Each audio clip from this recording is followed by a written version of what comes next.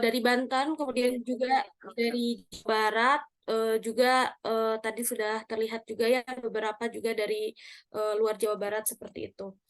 Kita mulai saja untuk acara diskusi hari ini atau malam ini. Bismillahirrahmanirrahim. Assalamualaikum warahmatullahi wabarakatuh. Yang saya hormati Waalaikumsalam. Waalaikumsalam warahmatullahi wabarakatuh. Yang saya hormati Ketua PWNA Jawa Barat, Teh Rini, beserta jajarannya. Yang saya hormati Ibu Yulianti Mutmainah, Kepala Pusat Studi Islam, Perempuan dan Pengembangan Institut Teknologi dan Bisnis Ahmad Dahlan Jakarta. Yang terhormat dan saya muliakan, ada dua narasumber di sini, ada Teh Rosi Rahmawati, kemudian juga ada Ibu Tiana Ratnawati. Dan para peserta pada kesempatan hari ini bincang Nasiah Jawa Barat online yang alhamdulillah kita bekerja sama dengan PSIPP ITB Ahmad Dahlan dalam rangka refleksi peringatan Hari Ibu. Kemudian saya mulai untuk kesempatan pada malam ini. Innalhamdalillah nahmaduhu wa nasta'inuhu wa nastaghfiruhu wa na'udzubillahi min syururi anfusina wa min sayyiati a'malina may yahdihillahu fala mudhillalah wa may yudlilhu fala hadiyalah, amma ba'du. Alhamdulillahirabbil alamin, segala puji bagi Allah atas karunia dan kesempatannya kita bisa bertatap muka, bisa bersilaturahmi dalam acara Bincang Nasiah volume ke-1 yang hari ini juga bekerja sama dengan PSIPP ITB Ahmad Dahlan. Salawat beserta salam mari kita curah limpahkan kepada Nabi Muhammad SAW. Hadirin yang berbahagia, izinkan saya untuk memperkenalkan diri. Pada kesempatan hari ini, saya Nawangsi akan memandu jalannya diskusi pada malam hari ini di bincang terkait tentang bagaimana refleksi perempuan muda dalam dalam menghadapi isu sosial. Dan pada kesempatan ini lebih kepada bagaimana kekerasan berbasis gender dan penanganan psikologis para penyintas. Baik teteh-teteh, hadirin yang berbahagia yang sudah hadir pada kesempatan hari ini, untuk memulai diskusi ini, mari kita sama-sama membaca basmalah bersama-sama. Bismillah. Bismillahirrahmanirrahim. Untuk lebih hikmat, mari sejenak kita mendengarkan lantunan ayat suci Al-Quran yang akan dibacakan oleh Teh Lilah Mutiah. Kepadanya saya persilahkan. Baik, terima kasih Tenawang. Assalamualaikum warahmatullahi wabarakatuh. A'udzu billahi minasyaitonir rajim. Bismillahirrahmanirrahim. Qulna ihbitu minha jami'a fa imma ya'tiyannakum minni hudan faman tabi'a hudaya fala khawfun 'alaihim wala hum yahzanun. والذين كفروا وكذبوا بآياتنا أولئك أصحاب النار هم فيها خالدون. يا بني إسرائيل اذكروا نعمتي التي أنعمت عليكم وأوفوا بعهدي أوف بعهدكم وإياي فارهبون. وآمنوا بما أنزلت مصدقا لما معكم ولا تكونوا أول كافر به ولا تشتروا بآياتي ثمنا قليلا وإياي فاتقون. ولا تلبسوا الحق بالباطل وتكتموا الحق وأنتم تعلمون. وأقيموا الصلاة وآتوا الزكاة واركعوا مع الراكعين. أتأمرون الناس بالبر وتنسون أنفسكم وأنتم تتلون الكتاب أفلا تعقلون واستعينوا بالصبر والصلاة وإنها لكبيرة إلا على الخاشعين Sadaqallahul azim. Sami'na wa ta'na ghufranaka rabbana wa ilaikal masir. Wassalamualaikum warahmatullahi wabarakatuh. Waalaikumsalam warahmatullahi wabarakatuh. Terima kasih kepada Teh Lilah dari PDNA Garut ya yang telah membacakan ayat suci Al-Quran. Semoga keberkahan untuk kita semua, terutama yang membacakan. Baik teteh-teteh, acara selanjutnya yaitu ada sambutan dari Ketua Pimpinan Wilayah Nahdlatul Aisyah Jawa Barat kepada Teh Rini. Saya persilahkan.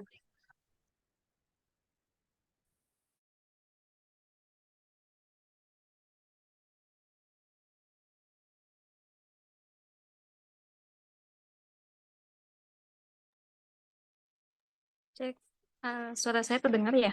Ada. Ada. Oke, Boleh, sebentar. Teh. Oke, terima kasih, Teh.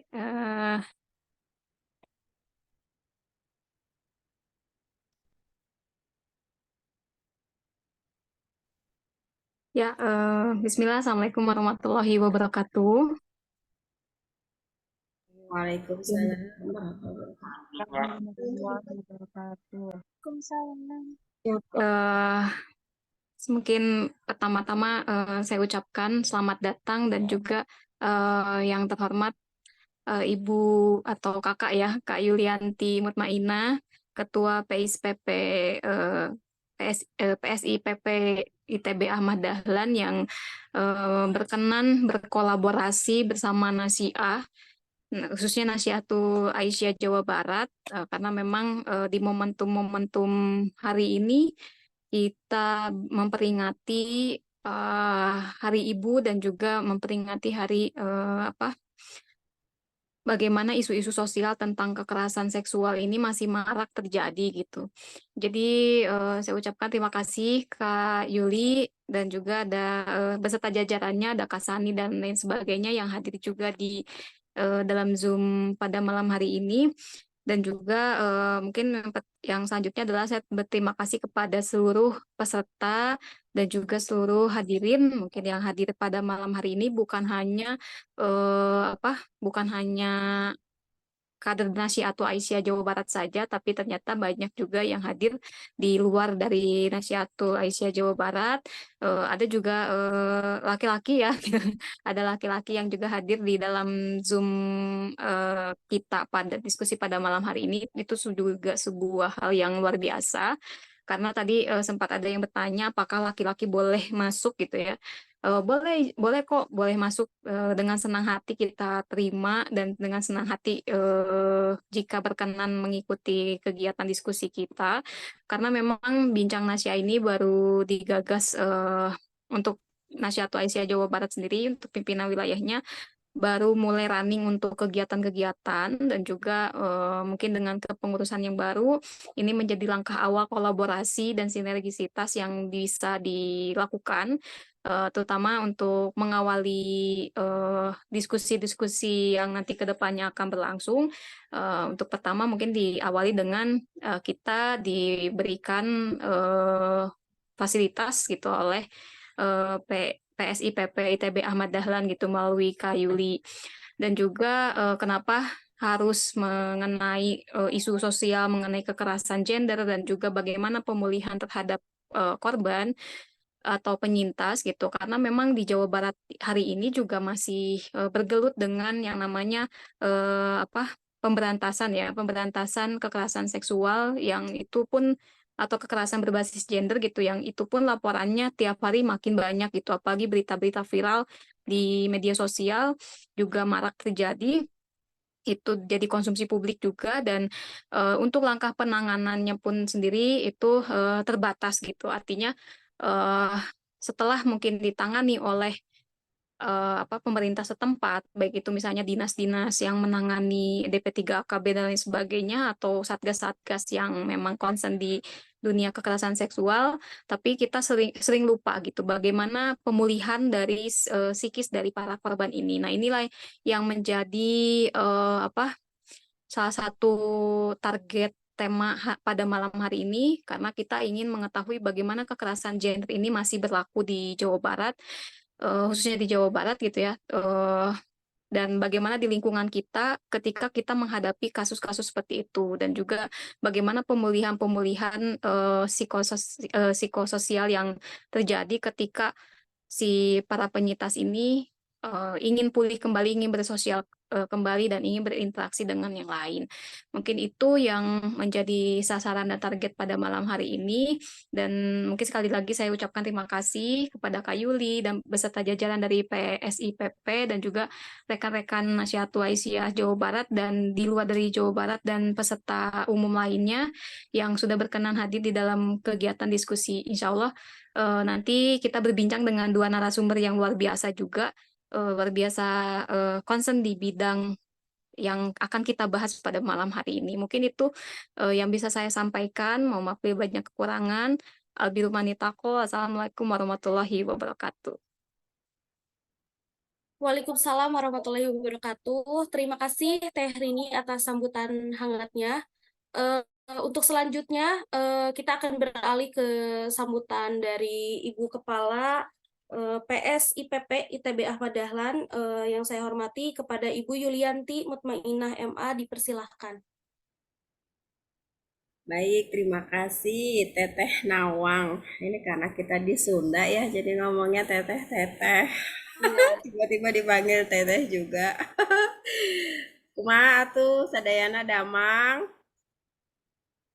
Damang Ibu. Damang Ibu.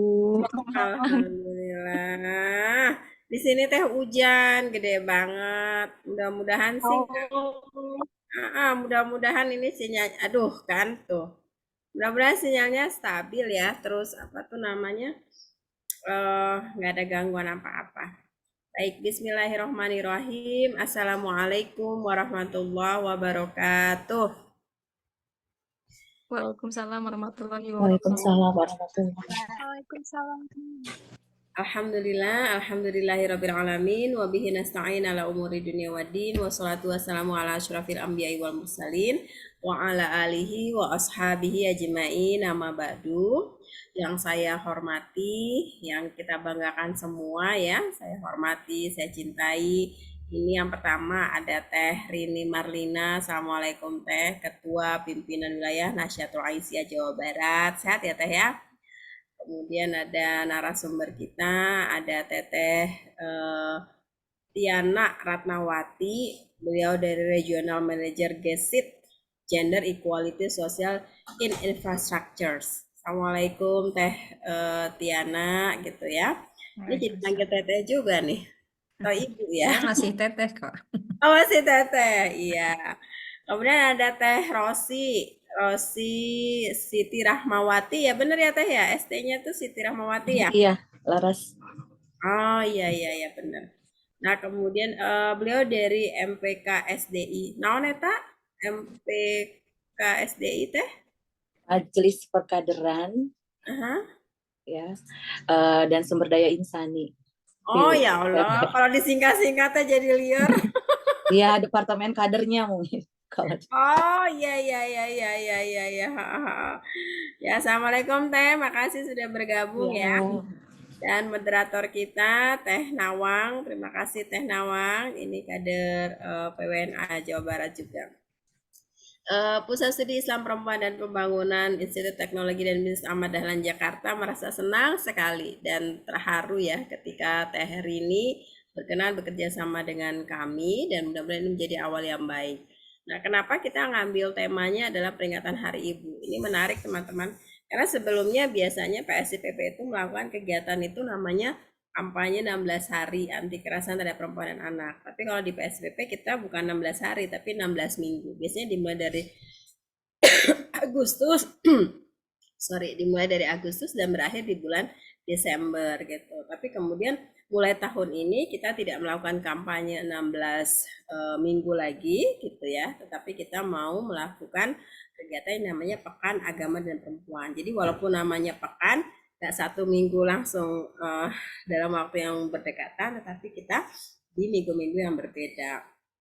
Nah, Pekan Agama dan Perempuan tahun 2023 ini adalah momen yang penting buat kita semua, karena ini bukan hanya peringatan soal tonggak sejarah ya, tentang gerakan perempuan melalui Kongres Kongres Perempuan Indonesia yang diadakan tanggal 22 sampai 25 Desember tahun 1928, tetapi juga ini bagian untuk melahirkan ketika mereka mengadakan Kongres Perempuan Indonesia, mereka melakukan tuntutan tentang kesetaraan dalam hal pendidikan dan perkawinan, keadilan upah bagi perempuan dan laki-laki, kemudian juga penghapusan pelecehan pada perempuan. Nah, momentum peringatan Hari Ibu ini juga bagian dari mengingatkan kita bahwa perempuan itu berkontribusi besar terhadap terbentuknya negara bangsa Indonesia. Jadi ada kekeliruan kalau misalnya kita menyebutnya founding fathers ya, harusnya kan parents parents ya, jadi bukan hanya fathers tapi parents gitu. Jadi ada perempuan di sana, ada ibu.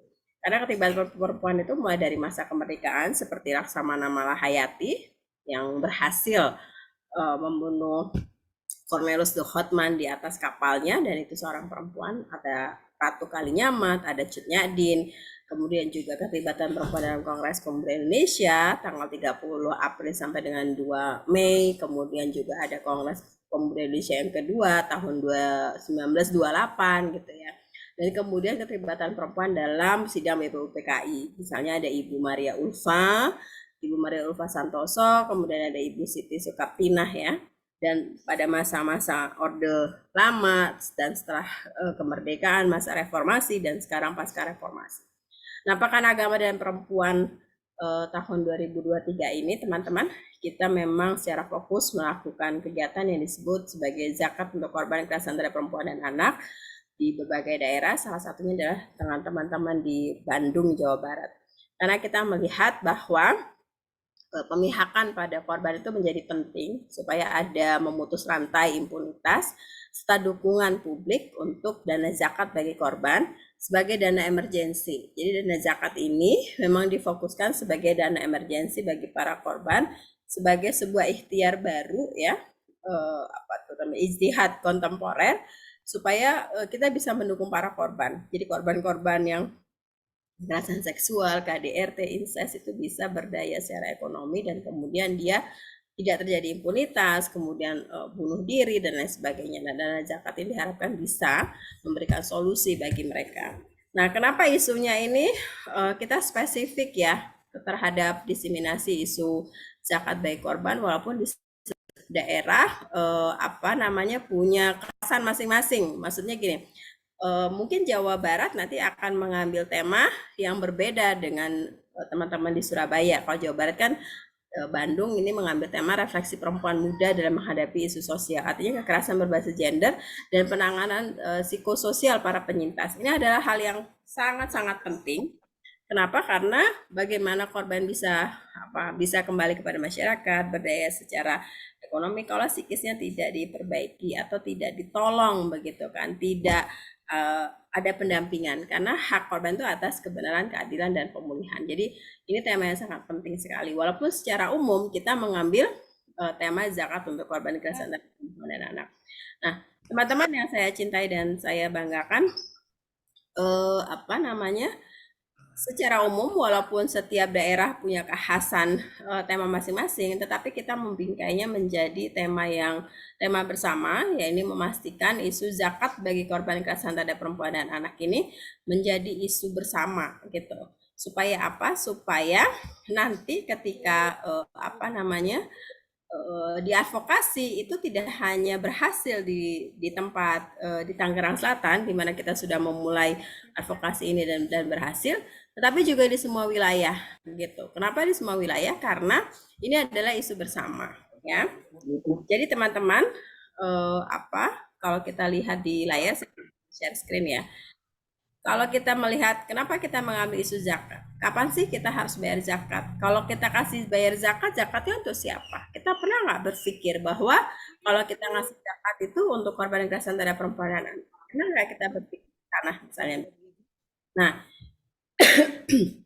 padahal kalau kita ngomongin soal zakat gitu ya, hampir semua bahkan ayat-ayat yang bicara soal zakat itu selalu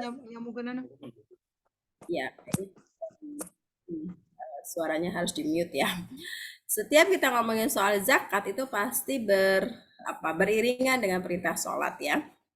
Jadi aqimus sholat wa atuz zakat. Semua rata-rata begitu. Itu yang kemudian disebut oleh Yusuf Al-Qaradawi misalnya, ulama besar, bahwa ibadah perintah zakat itu punya ancaman yang jauh lebih besar dibandingkan pada perintah-perintah yang lain. Nah, kita tahu ada 8 golongan penerima zakat. Nah, zakat untuk korban ini bagian dari dekonstruksi dari asnaf atau golongan penerima zakat, yakni fakir, miskin, riqab, dan fisabilillah. Di mana keempatnya itu penting mendapatkan dana zakat karena mereka masuk ke dalam indikator itu. Jadi kita penting melakukan itu.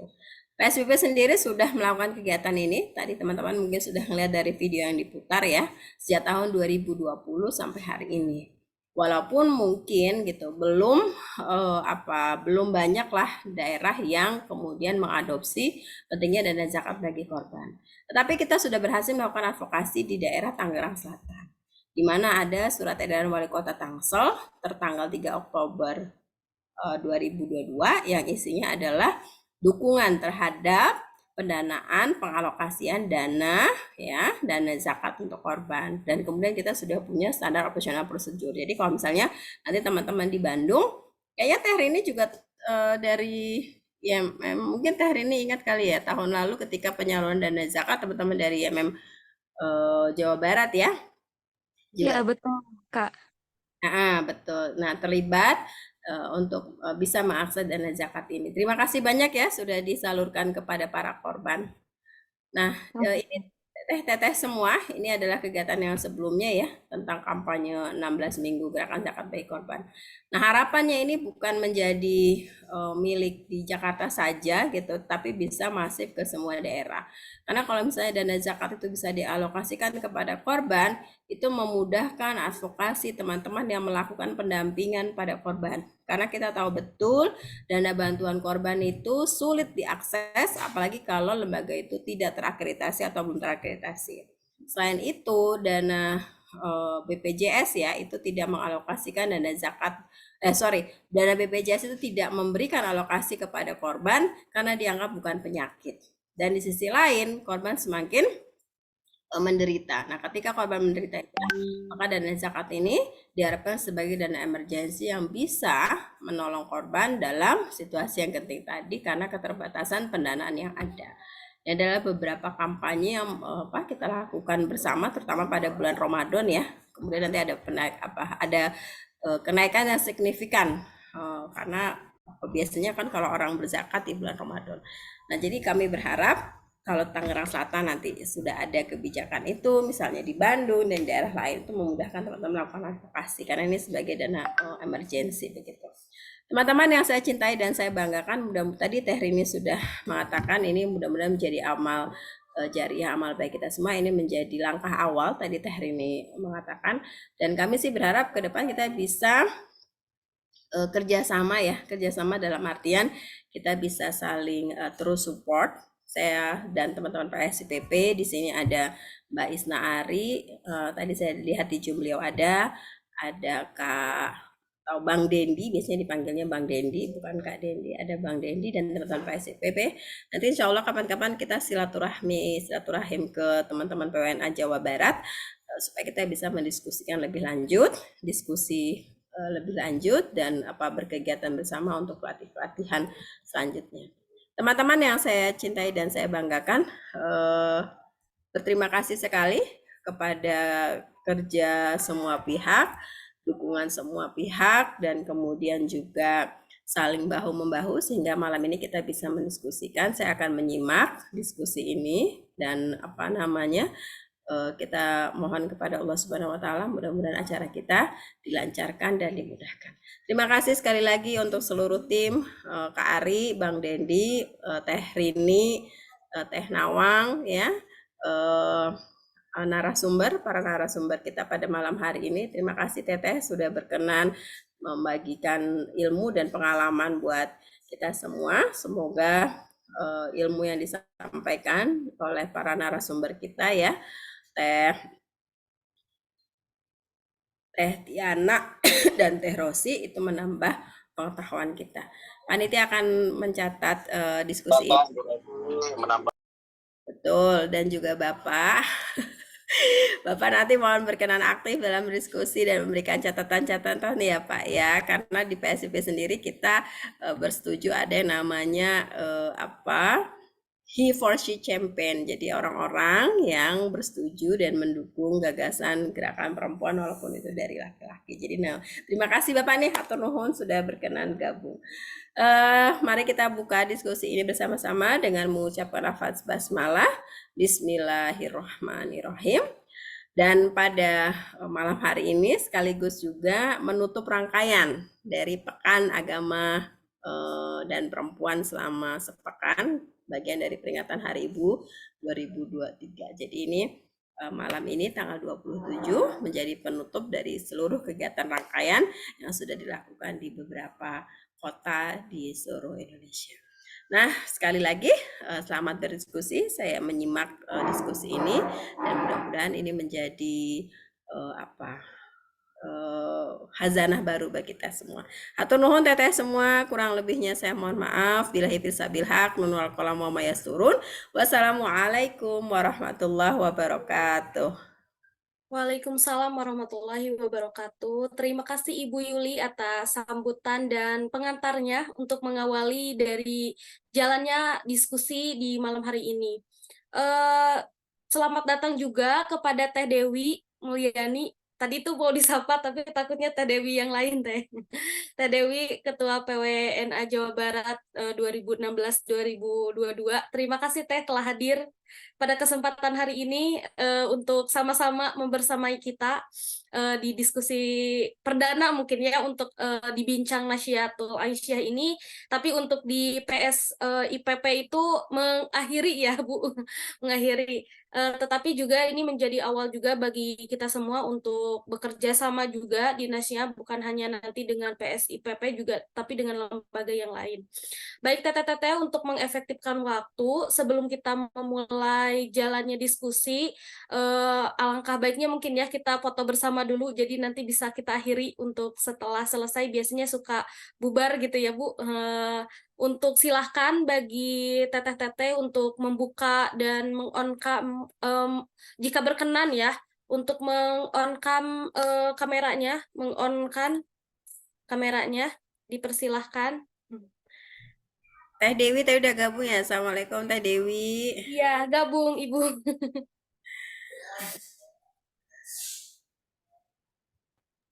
Nanti Teh Dewi bisa juga nih kasih sambutan nih. Sepatah dua patah kata. Iya. Ya. Sudah membuka kameranya. Di sini ada 3 slide ya yang akan saya tangkap untuk foto terbaiknya gitu ya. Silakan teteh-teteh kita mulai saja. 1, 2, 3. Ini slide kedua masih standby ya.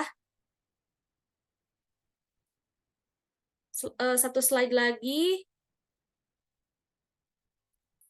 Ya, terima kasih teteh-teteh untuk foto barengnya. Nanti saya akan share. Baik teteh-teteh, untuk mengawali untuk diskusi malam ini, ada 2 narasumber yang sudah bergabung pada kesempatan hari ini.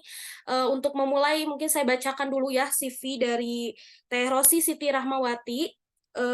Beliau adalah seorang lulusan psikologi yang bekerja secara profesional dalam ruang lingkup psikologi dan sosial kemasyarakatan.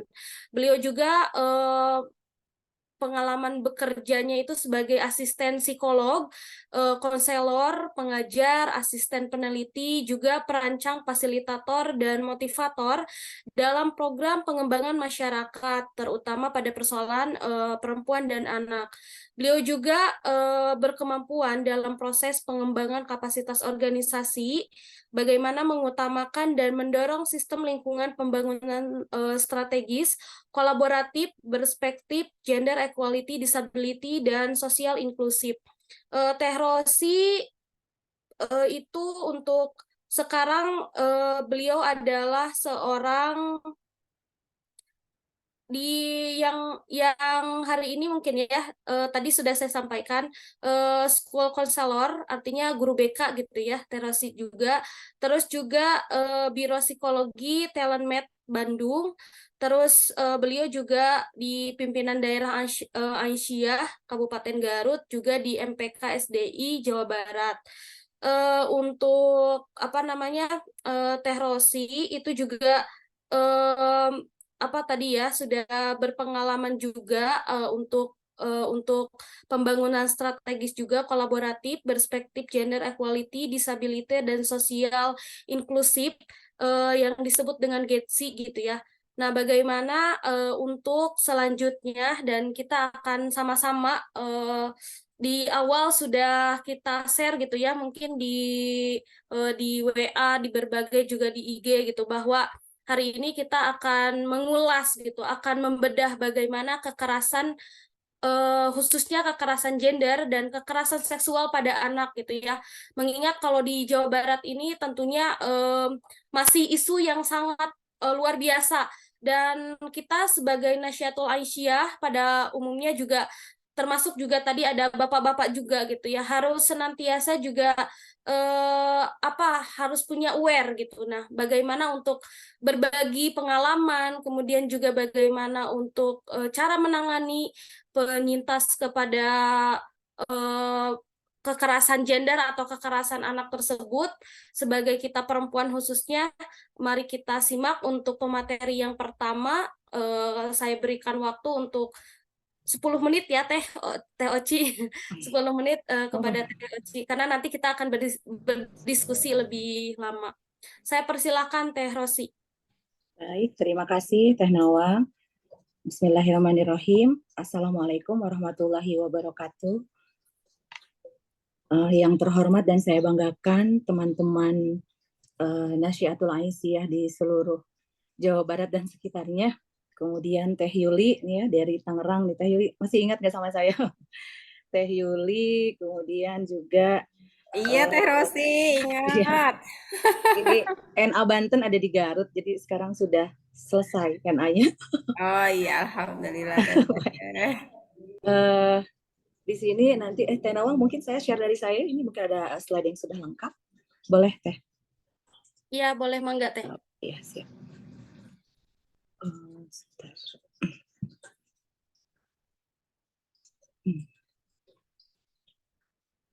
Oke.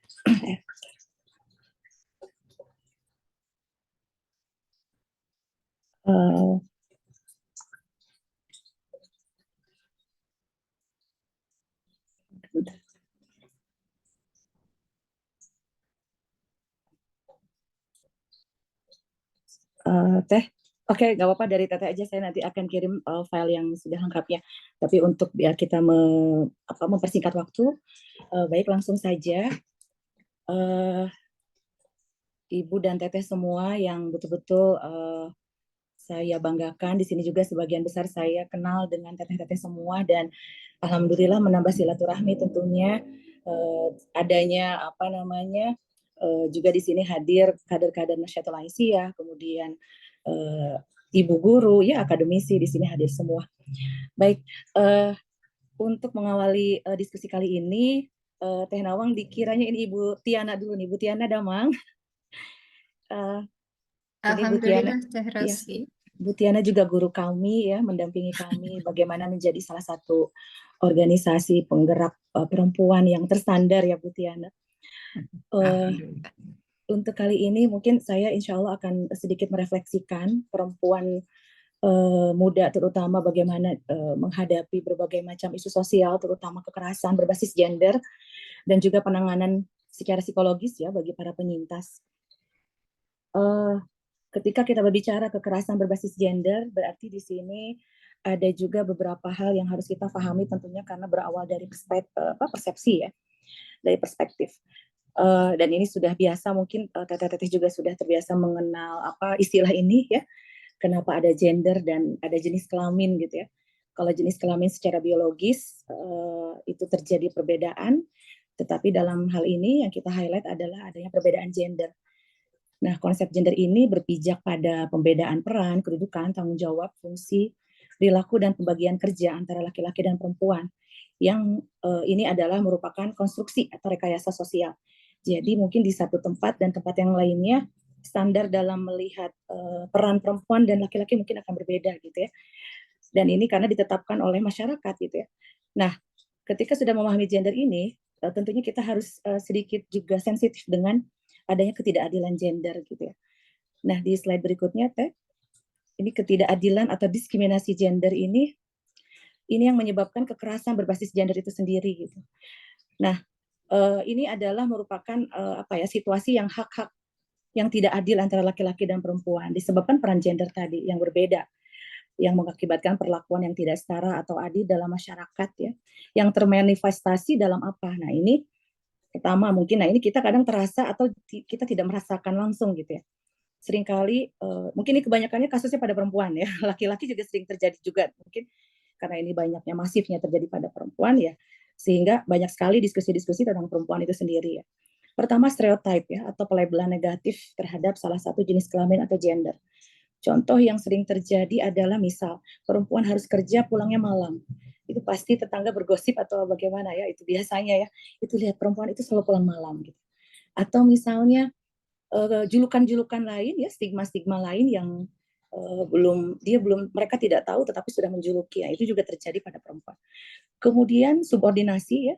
Ini penomorduaan, bisa diartikan sikap merendahkan posisi atau status sosial salah satu jenis kelaminnya. Seperti misalnya kamu perempuan, kamu tempatnya adalah sebagai sekretaris saja atau seksi konsumsi saja gitu ya.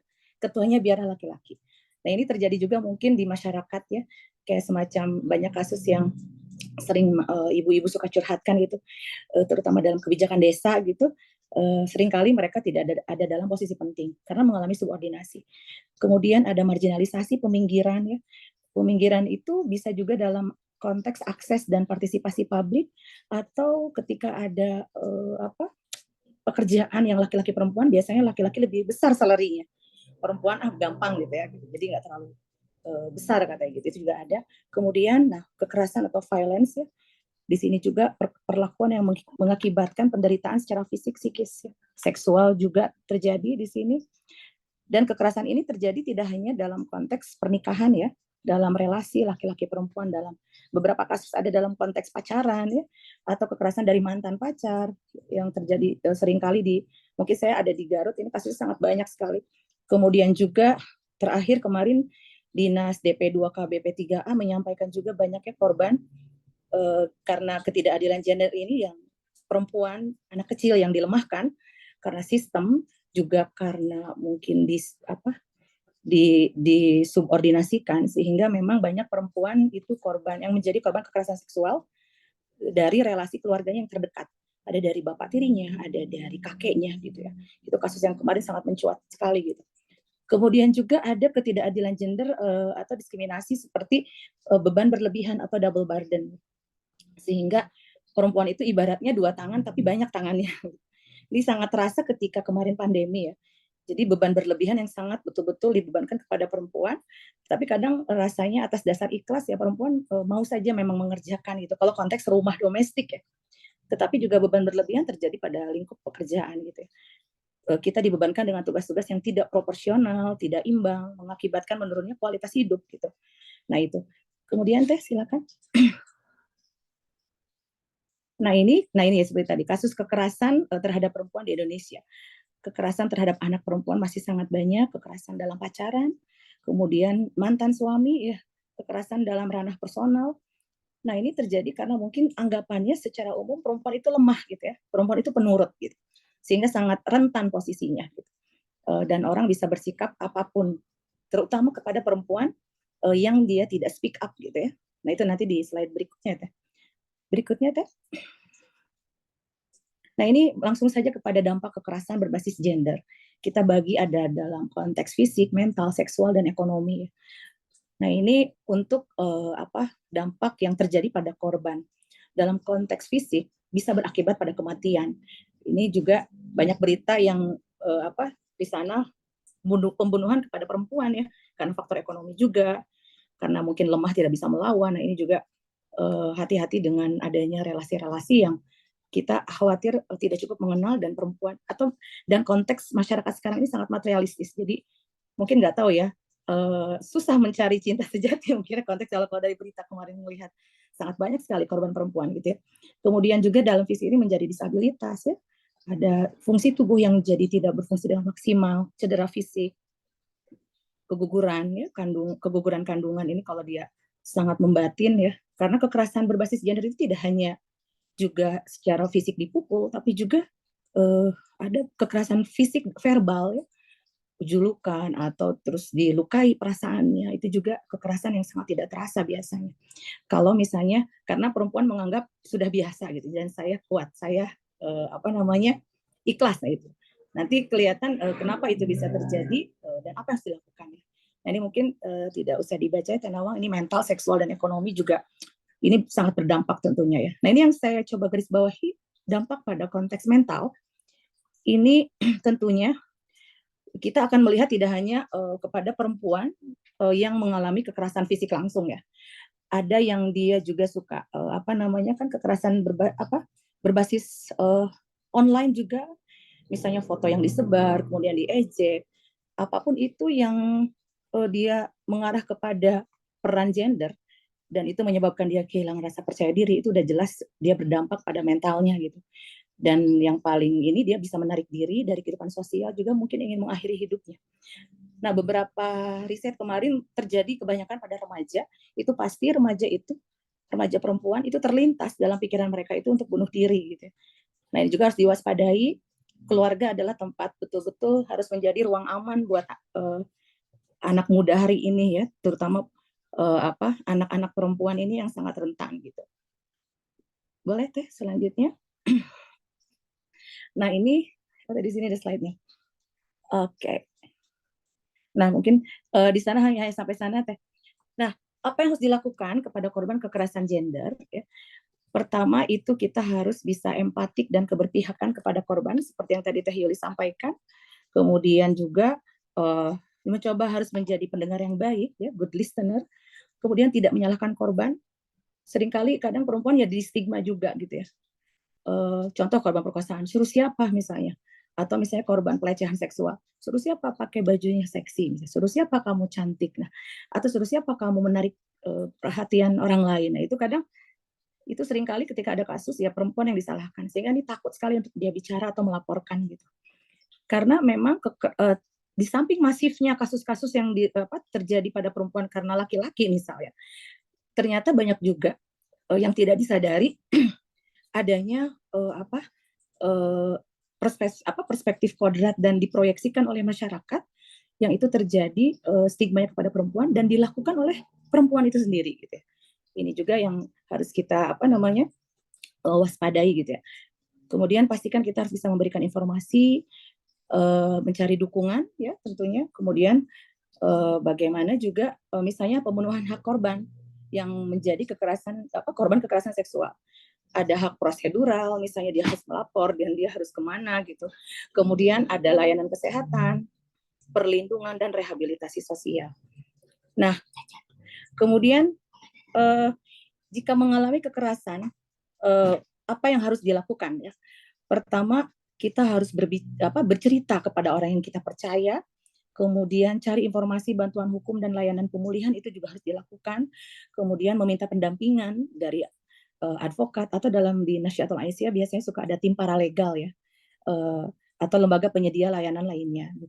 Harus melapor juga ke aparatur. Nah, melapor juga di sini betul-betul harus diperhatikan, karena seringkali ketika melakukan pelaporan kasus kekerasan gender yang berakhir pada kekerasan seksual, itu kadang sistem para penyedia sistem pelaporan itu tidak pro perempuan gitu ya, karena kita ini memang hidup dalam dunia yang masih patriarki gitu. Dan juga pulihkan diri ya, self healing, meminta bantuan konselor itu atau psikolog itu juga sangat penting. Nah sekarang yang ingin saya coba highlight juga, bagaimana agar terhindar dari kekerasan berbasis gender ini. Tentunya untuk perempuan, terutama perempuan muda, itu harus betul-betul bisa meningkatkan kapasitas diri, kemudian fokus dengan bakat apa yang bisa kita kembangkan. Juga memang harus bisa memprotek diri, harus mulai bisa sensitif. Kira-kira ini misalnya kita punya teman ini, atau misalnya memutuskan untuk menikah, ini bagaimana calon pendamping hidup kita itu gitu ya, misalnya. Ini laki-laki yang paham nggak dengan fungsi relasi keluarga yang adil gitu, yang setara gitu. Terus juga, nah ini yang konteks speak up ya. Perempuan ini biasa komunikasinya pasif ya. Jadi mungkin karena budaya ya tidak boleh bicara atau membela diri terlalu banyak misalnya, harus menurut gitu ya. Nah ini seringkali melanggengkan yang namanya kekerasan itu sendiri gitu. Kalau misalnya di keluarga ada 4 bersaudara, misalnya ada laki-laki ada perempuan. Nah di masyarakat ini seringkali yang diprioritaskan untuk sekolah ada laki-laki. Katanya perempuan ini nanti juga ke dapur, nanti juga punya suami, jadi tidak diprioritaskan. Nah itu juga bagaimana kita harus bisa memposisikan diri. Kalau perempuan juga harus teredukasi, perempuan juga harus berpendidikan gitu, dan tahu apa yang harus diputuskan gitu ya untuk keputusan hidupnya. Nah kemudian terakhir bagaimana penanganan kepada korban para penyintas ini. Pertama, pendampingan keluarga itu penting, jangan dikucilkan, terutama teman sebaya ya, dukungan support system itu harus ada. Kemudian kita tuh harus punya, kalau sekarang tuh bahasa circle seringkali geng ya, jadi circle positif itu harus memang ada ya, teman yang bisa bicara dari hati ke hati gitu. Dan juga memang harus bisa melalui periode luka itu ya, luka batin, luka yang betul-betul susah untuk diurai, tapi memang kita kasih kesempatan mereka untuk menerima gitu ya. Ketika menjadi korban kekerasan seksual itu tidak bisa lantas, kamu ini sudah takdir misalnya, harus terima, itu tidak bisa begitu, tetapi memang bisa dengan cognitive behavior therapy, kemudian bisa dengan teori Gestalt gitu ya. Jadi betul-betul si orang yang mengalami kekerasan ini bisa melakukan pemaknaan ulang untuk hidupnya gitu. Jadi memang memerlukan bantuan profesional gitu. Tetapi kalau teman sebaya, apa yang harus kita lakukan ya lebih tadi ya, pendengar yang baik, kemudian juga kita bisa menjadi support system dia, dan juga kalaupun dia harus bisa menjalani lukanya itu ya kasih kesempatan dia untuk menangis, atau misalnya untuk kekesalannya belum bisa disalurkan atau kayak apa itu untuk memulihkan dia dengan cepat, mungkin pastinya memerlukan waktu lama, terutama untuk korban yang mengalami kekerasan seksual gitu ya, seperti dampak tadi ya di fisik, mental gitu ya, dan dampak-dampak lainnya, sehingga periode menerima kondisi luka batin, luka fisik itu memang korban kekerasan seksual ini betul-betul bisa rilis gitu ya emosinya, bisa melepaskan diri dari kenyataan yang sangat pahit di fase periode sebelumnya gitu, sehingga dia bisa move on melalui hidupnya dengan langkah yang baru, semangat baru. Jadi memang kita juga tidak mungkin kembali lagi memang takdir Allah itu kita akan bertemu dengan siapa gitu ya. Misalnya terus kita juga akan mengalami apa, kita tidak tahu. Yang jelas mungkin terutama sebagai umat muslim, kita senantiasa memohon perlindungan gitu ya. Kemudian pastikan kita juga bisa diarahkan untuk mengambil keputusan komunitas yang tepat gitu ya, teman yang baik gitu. Sehingga nanti untuk fase yang tadi itu memang penting sekali dukungan teman sebaya. Jangan sampai kalaulah kita ada teman yang mengalami kekerasan berbasis gender dan mengarah ke kekerasan seksual, itu kita harus bisa menolong gitu ya, karena semua manusia itu berharga gitu. Tidak ada yang tidak berharga. Jadi pastikan mereka bisa merawat luka, kemudian juga secara intensif gitu ya, ditemani, dijadikan teman, kita menjadi teman yang bisa mereka andalkan dan menjadi ruang aman dan nyaman untuk mereka gitu. Sehingga akhirnya mudah-mudahan harapannya dengan seiring waktu ya korban kekerasan seksual juga itu bisa pulih gitu. Seperti itu Teh. Iya, mungkin udah 10 menit ya Teh Nawang? Iya, Ya, silakan. udah lebih Teh. Sudah lebih ya? Ya, Mohon maaf. ya. Teteh nanti mungkin ya untuk sesi tanya jawabnya kita akan beralih dan melengkapi apa yang disampaikan oleh Teh Rosi tentang bagaimana tentang kekerasan berbasis gender itu, bagaimana dampaknya, kemudian juga bagaimana upaya kita ya, khususnya mungkin yang sudah mengetahui tentang kekerasan gender khususnya yang nanti akan mengarah kepada kekerasan seksual tentunya mungkin pada perempuan itu sendiri atau pada anak bahkan mungkin kepada laki-laki seperti itu. Untuk melengkapi daripada apa yang disampaikan oleh Teh Rosi akan beralih ke pemateri kedua. Saya akan bacakan kurikulum vitae dari Ibu Tiana Ratnawati. Beliau adalah lulusan dari Sosial dan Ilmu Politik Universitas Pajajaran Bandung dan beliau juga ini sebenarnya banyak ya pengalamannya.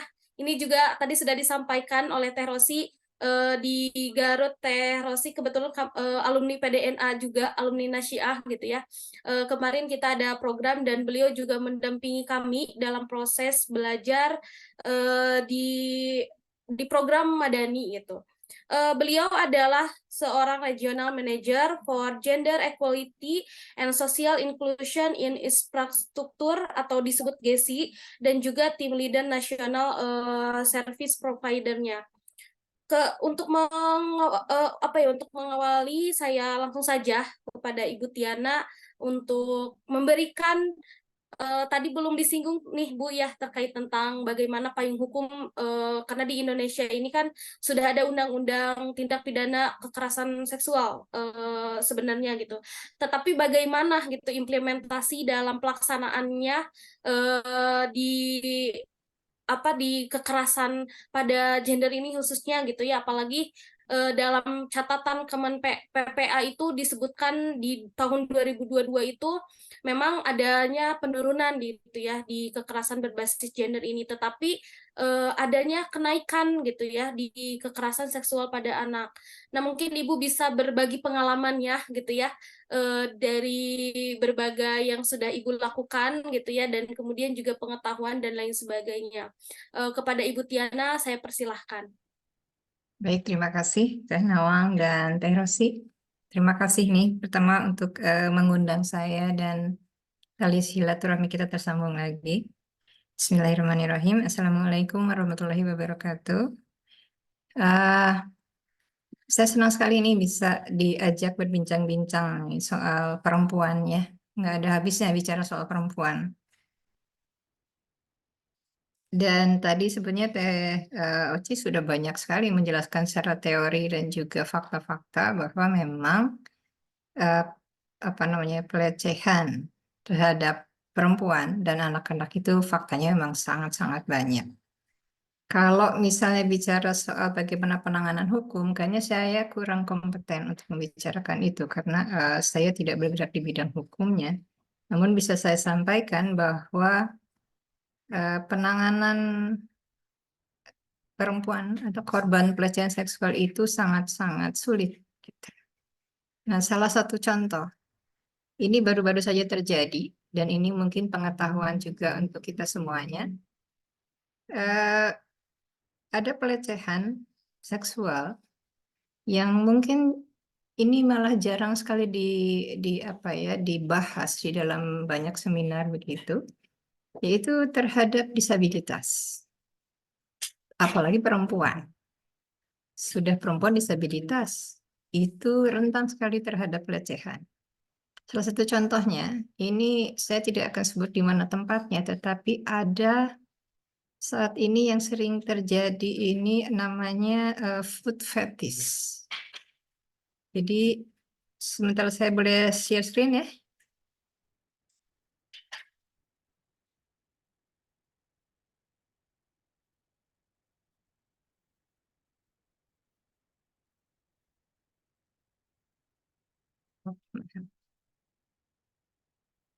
Nah, ini sedang marak terjadi, tetapi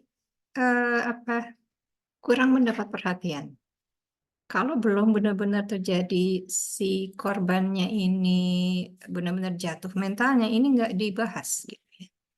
Jadi saat ini ada laki-laki yang suka sekali melihat kaki perempuan disabilitas. Food fetishnya sendiri saja sudah salah, begitu ya. Jadi laki-laki yang senang sekali melihat kaki, tetap jadi anggota tubuh yang bukan seksual begitu, bukan bagian dada, bagian bokong, tapi kaki. Nah, lebih parahnya lagi, kasus yang terjadi adalah ini biasanya dilakukan oleh pedofil. Jadi laki-lakinya ini senang sekali kepada remaja atau perempuan muda yang kakinya itu tidak sempurna. Misalnya karena polio atau karena tumbuh kembangnya tidak baik sehingga kakinya itu dia tidak sempurna dan menjadi lembek seperti kaki bayi. Nah, ini sekarang sedang terjadi. Dan itu jaringan sudah internasional. Biasanya si perempuan yang entah itu pakai kursi roda atau pakai tongkat, itu diberikan perhatian penuh oleh laki-laki. Kemudian dia ya namanya biasanya disabilitas itu sangat senang mendapat perhatian begitu ya. Perhatian, kemudian setelah itu dirayu, diberi jajanan, diajak jalan-jalan dan sebagainya. Nah, biasanya kemudian si perempuan ini dibawa ke pantai, tapi digendong sampai pantai, tidak diberikan kursi roda ataupun kruk gitu. Nah, ketika hari sudah mulai panas, kan kakinya ikut panas, badannya panas. Kemudian dia mulai merangkak perempuan itu, dan itu direkam. Kemudian si filmnya ini disebarkan ke kelompok para pedofil ini. Nah, ini jarang muncul. Kalau perempuan disabilitas itu biasanya hanya muncul sesaat saja menjadi berita, tetapi penanganannya itu sangat-sangat buruk di Indonesia ini. Salah satu kasus yang kemarin saya baru dapat dari salah satu organisasi disabilitas di Bandung ini, ada 7 kasus pelecehan terhadap perempuan disabilitas, tetapi yang bisa masuk sampai di pengadilan itu cuma 1 dari 7. Kenapa bisa demikian? Itu pun karena dia didukung oleh satu partai. Jadi partai ini, kebetulan partainya namanya, nggak usah disebut ya, jadi kiranya kampanye. Jadi satu partai ini memunculkan berita ini hingga sampai viral, barulah polisi memenangani dan sampai di pengadilan, tapi itu pun sampai saat ini masih jauh dari untuk bisa mendapat keadilan. Alasannya banyak dari kepolisian itu, kurang bukti lah, pernyataannya juga salah, dan banyak lagi. Anda bisa bayangkan kalau misalnya si disabilitasnya ini saja sudah stres, seperti Teh Rosi tadi sampaikan ya, kalau orang kena tekanan pelecehan itu mentalnya bisa rusak. Nah, ini disabilitas pula gitu. Polisi sampai saat ini itu kurang bersimpati kepada korban, apalagi itu disabilitas. Jadi saya ingin tekankan juga bahwa kalau kita bicara soal pelecehan, itu jangan lupa juga untuk membahas juga soal teman-teman disabilitas ini.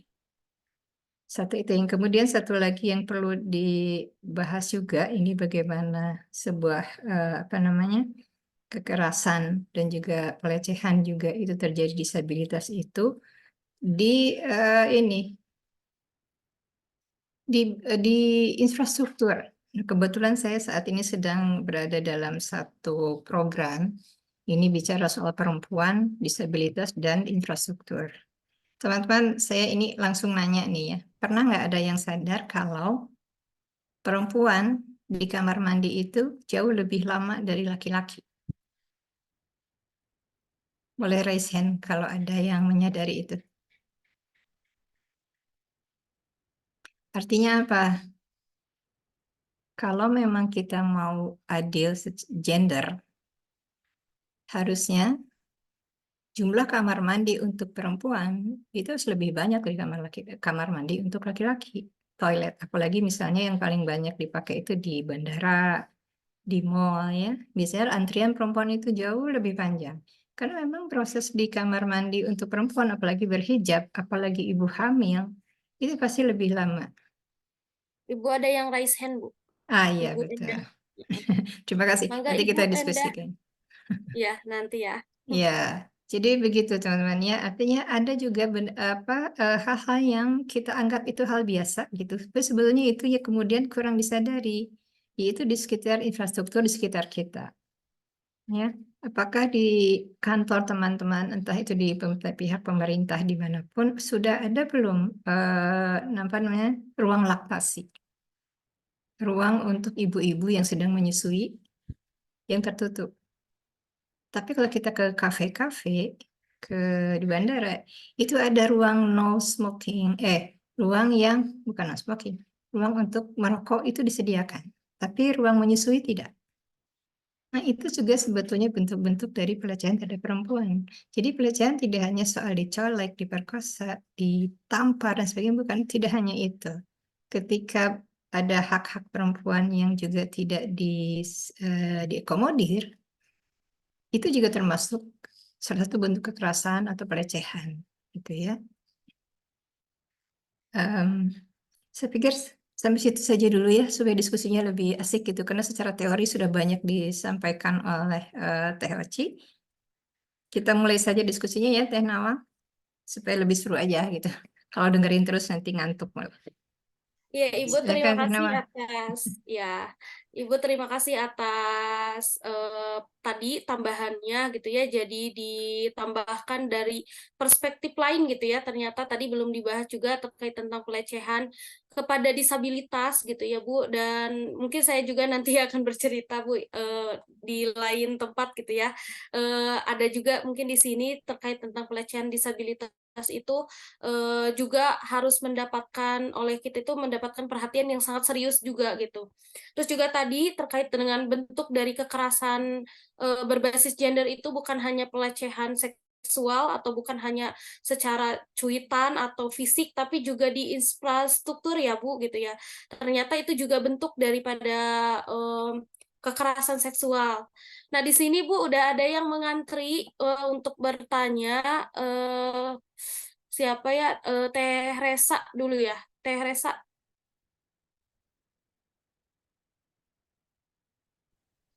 Bismillahirrahmanirrahim. Assalamualaikum warahmatullahi wabarakatuh. Waalaikumsalam warahmatullahi wabarakatuh. Terima kasih Teh Nawang yang sudah mempersilahkan saya untuk bertanya, dan terima kasih kepada dua narasumber yang luar biasa hebat, juga kepada panitia penyelenggara. Baik, Ibu izin sebelumnya saya ingin sedikit menceritakan kasus yang saya tahu, dan ini cukup lama sekali kasusnya dan dampaknya juga cukup serius yang terjadi kepada salah satu teman dekat saya gitu. Izin ya Ibu ya sedikit cerita dulu ya Teh Nawang. Baik, jadi teman saya ini di usia kurang lebih 13 tahun, dia menjadi korban pelecehan seksual yang dilakukan oleh ayahnya, ayah kandungnya. Nah, ini dilakukan di rumahnya sendiri dan dan pada saat itu dilakukan juga ada ibunya juga, tapi mungkin ibunya tidak tahu pada saat itu. Nah, kasus ini dia pendam karena takut dan diintervensi oleh ayahnya, sampai akhirnya ketika dia usia dewasa, dia baru berani menceritakan itu kepada saya. Ya, nggak begitu dewasa, ya usianya 6 atau 17 tahun ya, sekitar segitulah. Dia baru berani untuk speak up. Tapi dia dia menitipkan kepada saya jangan cerita ke siapapun lagi, karena buat dia ini adalah hal yang memalukan. gitu. Hal yang memalukan. Dan ini dampaknya ternyata cukup bahkan sangat serius saat dia usia 21 tahun. Sangat seriusnya apa? Ternyata dia merasa rendah diri dan tidak berharga lagi sebagai perempuan. Yang akhirnya dia bekerja sebagai ya pekerjaan dia dengan apa namanya? Ya tanda kutip ya, Bu. Pekerjaan dia tanda kutip yang berkaitan dengan aktivitas itu. Karena dia merasa tidak punya harga diri lagi seperti itu. Saya sebagai temannya kadang juga saya bingung, kalau hanya mendengarkan saja atau menasehati atau mensupport, ternyata ya mungkin masuk ke dalam hatinya tapi belum juga ada perubahan ya karena kita tidak bisa ya Bu, mengontrol orang atau memaksa orang untuk berubah. Tapi kadang-kadang saya juga merasa bahwa kita harus menolong dia, tapi apa yang bisa saya buat? Saya merasa juga tidak punya kapasitas yang lebih untuk bisa menarik dia dari lingkungan itu atau dari circle itu. Menurut Ibu pandangannya seperti apa? Terima kasih. Langsung ditanggapi saja Bu ya? Ya, Atau kayaknya Teh Oci deh yang cocok jawab itu sebagai psikolog. ya Teh Oci Iya, ini Mangga. menanggapi yang tadi. Iya. Baik, terima kasih Teh. Ini sepertinya yang disampaikan oleh Teteh tadi itu mirip juga ya dengan kasus-kasus beberapa kejadian di Garut ya Teh. Kemudian di kota lain, kabupaten lain juga mungkin sepertinya ada kasus yang sama gitu. Nah, baik apa yang dialami oleh anak tersebut adalah dia mengalami yang namanya trauma fisik dan trauma psikologis gitu. Dan ketika mungkin dalam rentang dari usia 13 tahun itu sampai dia di usia dewasa ya, mungkin remaja akhir, dewasa awal, itu tidak ada yang secara profesional mungkinnya ditolong atau misalnya tidak ada yang intens mendekati atau mengintervensi perasaan dan kemarahannya anak tersebut gitu Teh. Jadi apa yang dia lakukan hari ini misalnya dia bekerja dalam konteks yang berhubungan dengan tadi gitu Teh, sebetulnya dia itu ekspresi marah dia yang merasa frustrasi gitu, merasa diri tidak berharga, merasa diri sudah berantakan gitu ya. Dan memang itulah insya Allah tidak ada kata terlambat untuk menolong gitu. Bila perlu Teteh juga misalnya sebagai teman yang dipercaya bisa juga itu tadi ya dalam poin mencari dukungan gitu. Dan memang harus disudahi di-cut gitu ya rantainya. Jadi ini sebetulnya dalam konteks rasionalisasi konteks manusia gitu ya itu tadi ini sangat marah, kecewa dan mungkin malu, merasa tadi sudah terlanjur perasaannya gitu. Dan itu harus sudah diurai, disudahi sehingga dia bisa hidup lebih baik lagi dengan value atau nilai-nilai makna baru hidup yang lebih berharga yang diridhoi Allah tentunya gitu. Dan Allah Maha Pemaaf gitu kan. Jadi di support apa yang Teteh lakukan tidak sia-sia. Pasti udah alhamdulillah itu mungkin udah salah satu bentuk dari dukungan teman sebaya gitu. Tapi memang harus memerlukan bantuan pihak yang lebih profesional, bisa dari kalangan agamawan gitu Teh ya, yang dia di sana mungkin anaknya bisa lebih bisa lebih menaruh kepercayaan dan bisa betul-betul mau bangkit gitu, seperti itu. Jadi ya itu tadi ya, itu trauma itu harus disudahi gitu ya. Cara menyudahinya adalah dibantu untuk melakukan pemaknaan ulang hidupnya, bahwasanya dia tidak gagal dan masih bisa memperbaiki diri lebih baik lagi gitu Teh. Dan selebihnya memang harus ada kekuatan dari orang tersebut ya, anak itu mungkin teman Teteh sekarang udah dewasa itu harus mau bisa termotivasi gitu ya untuk menjadi hidup lebih baik lagi gitu. Jadi pendekatan religiusitasnya juga harus intensif Teh. Tidak hanya pendekatan tadi manusiawi gitu ya. Karena secara fitrah itu tidak ada anak yang gagal, anak yang misalnya sesat gitu. Karena memang sebagai fungsinya sebagai hamba dan khalifah Allah di muka bumi itu, yang membuat kita itu akan selalu mengarah pada jalan yang diridhoi. Gitu. Nah, tidak ada kata terlambat, jadi mungkin harus dimotivasi terus Teh dan minta bantuan siapa yang bisa dipercaya dan memiliki betul-betul bijak gitu ya. Gitu kali mungkin Teh. Silakan Ibu Tiana bisa menambah. Dari Teh Oci sudah sangat cukup menurut saya ya. Cuman mungkin akan lebih baik jika Anda sebagai teman Teh Resta memang mencari ahlinya, mencari psikolog, mencari konsultan. Yang sudah Teh Resta lakukan itu sangat-sangat baik, sangat baik. menemani dia, memang akan sangat perlu waktu panjang memulihkan. Ini tidak akan hilang. Orang yang pernah kena pelecehan seksual itu traumanya tidak akan hilang, tidak pernah akan hilang. Tetapi berkurang bisa di sadarnya sedikit demi sedikit dan dia mulai beralih ke kehidupan yang lebih baik itu sangat bisa. Cuma perlu waktu itu aja. Nah, karena Teh Resa juga masih di usia muda, tentu belum punya pengalaman juga di dunia ini ya, dunia orang-orang dewasa. Sebaiknya mencari ahlinya saja. Saya sarankan cari psikolog di sekitar Anda. Saya tidak tahu di sekitar Anda ada sekolah atau tidak. Tapi jika ini dilakukan sangat baik. Dan ayahnya sudah dihukum atau belum? Yang sering kali karena pelecehan paling banyak dilakukan itu di lingkungan keluarga memang. Iya, Orang tapi paling memang dekat. ayahnya Iya. sudah meninggal, Ibu. Iya, sudah meninggal. Ya, apalagi itu, ya. Traumanya tidak akan hilang. Tadi Teh Oci bilang rasa marahnya juga tidak akan hilang. Gitu. Dampaknya sangat panjang pelecehan ini. Jadi memang bisa mungkin Teh Oci bisa bantu untuk mempertemukan gitu dengan psikolog atau orang-orang yang bisa membantu secara psikologi ya. Itu aja dari saya. Terima kasih. Terima kasih ya Teh Resa sudah berbagi dengan kami. Terima Baik kasih, Ibu, Ibu. ya terima kasih Teh Resa atas pertanyaannya dan berbagi kasusnya gitu. Ini tuh banyak ya Bu, ternyata banyak yang raise hand, tapi mungkin saya akan beralih dulu, akan membacakan dulu, tapi ini juga tadi sebenarnya masih ada keterkaitan gitu ya pertanyaannya. Dari Teh Siti Mariam, PWNA Banten, adanya statement surga istri itu di suami, kalau mau kemana-mana istri harus izin ke suami.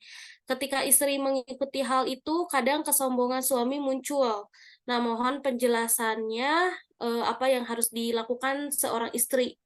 Itu yang pertama. Terus yang kedua, dari Teh Cynthia, izin bertanya, sebenarnya kekuatan terbesar yang mendorong seorang wanita menjadi sangat kuat itu apa, katanya. Ditambah kasus saat ini banyak sekali pasangan atau suami yang mulai menganggap bahwa wanita harus mandiri tanpa meminta pada suami dalam segala hal, baik ekonomi, perasaan, anak, dan lain sebagainya. Mungkin ada keterkaitannya ya Bu di dua pertanyaan tadi gitu untuk memberikan penjelasan bahwa memang katanya itu ya surga itu ada di suami gitu, tapi kadang-kadang ya kita harus seperti apa gitu. Mohon penjelasannya gitu ya dari Teh Oci atau Bu Tiana mangga. Ya Oci silakan. Ibu Saya dulu. menanggapin. Saya menanggapi Teh Oci aja. Oke. Jadi ya sebetulnya gini Teh, makanya ketika memulai rumah tangga itu ya, memang pertama harus selesai dengan dirinya masing-masing gitu ya. Entah itu dia karena kan setiap manusia itu punya tugas perkembangan yang harus dilewati gitu. Ketika tugas perkembangan psikologisnya belum, kalau bahasa ekstrimnya kenyang nggak mainnya gitu ya dengan teman-teman atau dengan mengeksplorasi masa remajanya gitu. Sehingga ketika dia nanti hidup berdampingan, ya sejogjanya gitu ya harus betul-betul bisa support. Jadi saya menukil juga pertama dalam konteks Islam itu sudah selesai sebetulnya persoalan gender itu, di mana manusia perempuan dan laki-laki itu setara memang ya, setara dalam konteks hal-hal yang bisa mengembangkan kapasitas diri, betul-betul misalnya beribadah di konteks dunia untuk mengejar akhirat gitu ya, dan itu harus secara hubungan yang sehat, relasi sehat dalam ranah domestik harusnya memang suami itu tidak tidak melakukan penafsiran ayat yang berlebihan sehingga memang ya itu tadi ya salah satu ketidakadilan gender itu terjadi karena interpretasi kepada ayat itu yang kadang kurang pas ya, justru mengarah ke perempuan itu tidak bisa berkembang gitu atau misalnya dikuptasi gitu. Nah kemudian dalam konteks saya pernah baca Erich Fromm itu ya Teh, hubungan yang sehat itu bukan to have ya, bukan memiliki, tetapi to be, menjadi gitu ya. Jadi saling menaruh kepercayaan, misalnya dan memang prosesnya harus berkomunikasi memang Teh ya. Dan seringkali kita perempuan ini mengalah. karena mungkin ya kita mencari ridha Allah sehingga kita memang mengalah untuk beribadah, tetapi Allah juga tidak ingin manusia itu mentalnya juga terganggu dalam konteks tidak bahagia, membatin gitu ya. Itu harus dikomunikasikan gitu ya. Komunikasinya dengan cara yang asertif teh. Komunikasi itu kan ada pasif, ada agresif, ada asertif ya. Kalau pasif kita nerimo saja suami dengan berbagai macam misalnya itunya gitu ya, maksudnya pandangannya, dan akhirnya padahal mungkin saja tetehnya lebih berqualified gitu ya, dan itu bisa menjadi teman untuk diskusi gitu. Nah, jangan pasif gitu ya. Kemudian juga jangan agresif sampai marah-marah. Misalnya, ayah itu tidak, itu akan menimbulkan konflik baik pasif dan dan agresif itu ya. Tapi baiknya berkomunikasi dengan asertif, kita menghargai pasangan, untuk kemukakan hal yang tidak teteh bikin tidak enak.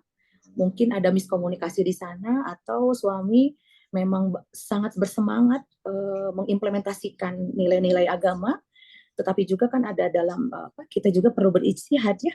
Ada hal-hal yang harus kita interpretasikan sesuai konteks gitu ya, demi kemaslahatan. Itu teh.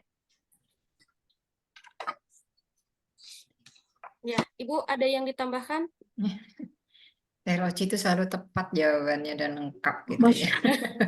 Masya Allah Ini Ibu. Bu, Iya. ya Hmm. ada tiga penanya Iya, ternyata 3 Bu ya, penanya. masih ada 3 penanya. Jadi teteh-teteh silakan, tapi dengan singkat jelas ya. Teh Yusti dari Kabupaten Bogor, mangga Teh Yusti. Bismillahirrahmanirrahim. Assalamualaikum warahmatullahi wabarakatuh. Waalaikumsalam warahmatullahi wabarakatuh. Izin bertanya karena berkaitan dengan tadi pelecehan atau kekerasan yang terjadi pada perempuan. Karena saya bekerja sebagai guru yang mayoritas siswanya itu perempuan. Dan selaku wali kelas ternyata mendapatkan banyak kasus yang cukup menarik di antara banyak siswa.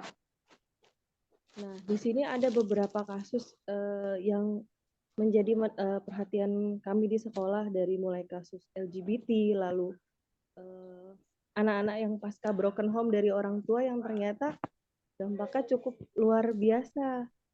Dan luar biasanya itu seperti mereka akhirnya tidak punya arah, sehingga ketika dia mungkin punya pasangan dengan temannya, sampai berani mengeksplor bagian tubuhnya dikirim ke lawan jenisnya. Nah, mungkin bagaimana menurut Teh Rosi atau Ibu, kami sebagai guru untuk bisa menangani anak-anak yang dari latar belakang yang kurang baik, sehingga menyebabkan mereka bisa merusak dirinya sendiri, baik itu dengan teman atau bahkan dengan orang tuanya sendiri, seperti itu.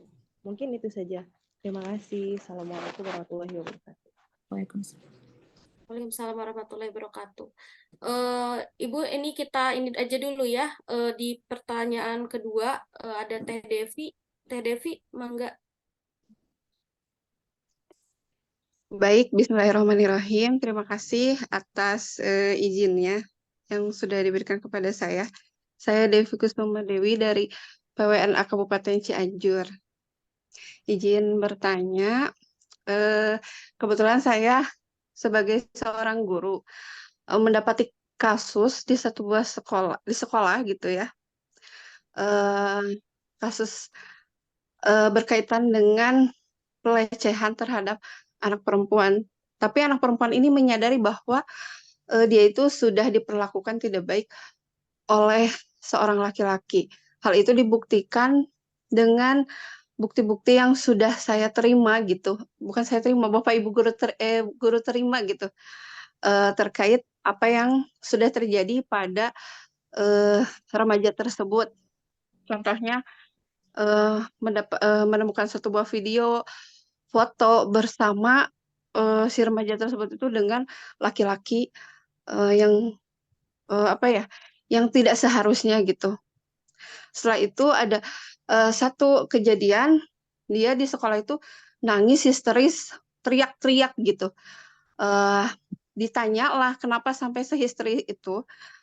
Dia berkata bahwa sebenarnya dia itu lagi putus dia itu putus dengan pacarnya, dan teman-temannya pun juga menyuarakan seperti itu. Sampai teman saya bertanya, kenapa kamu sampai sehisteris itu?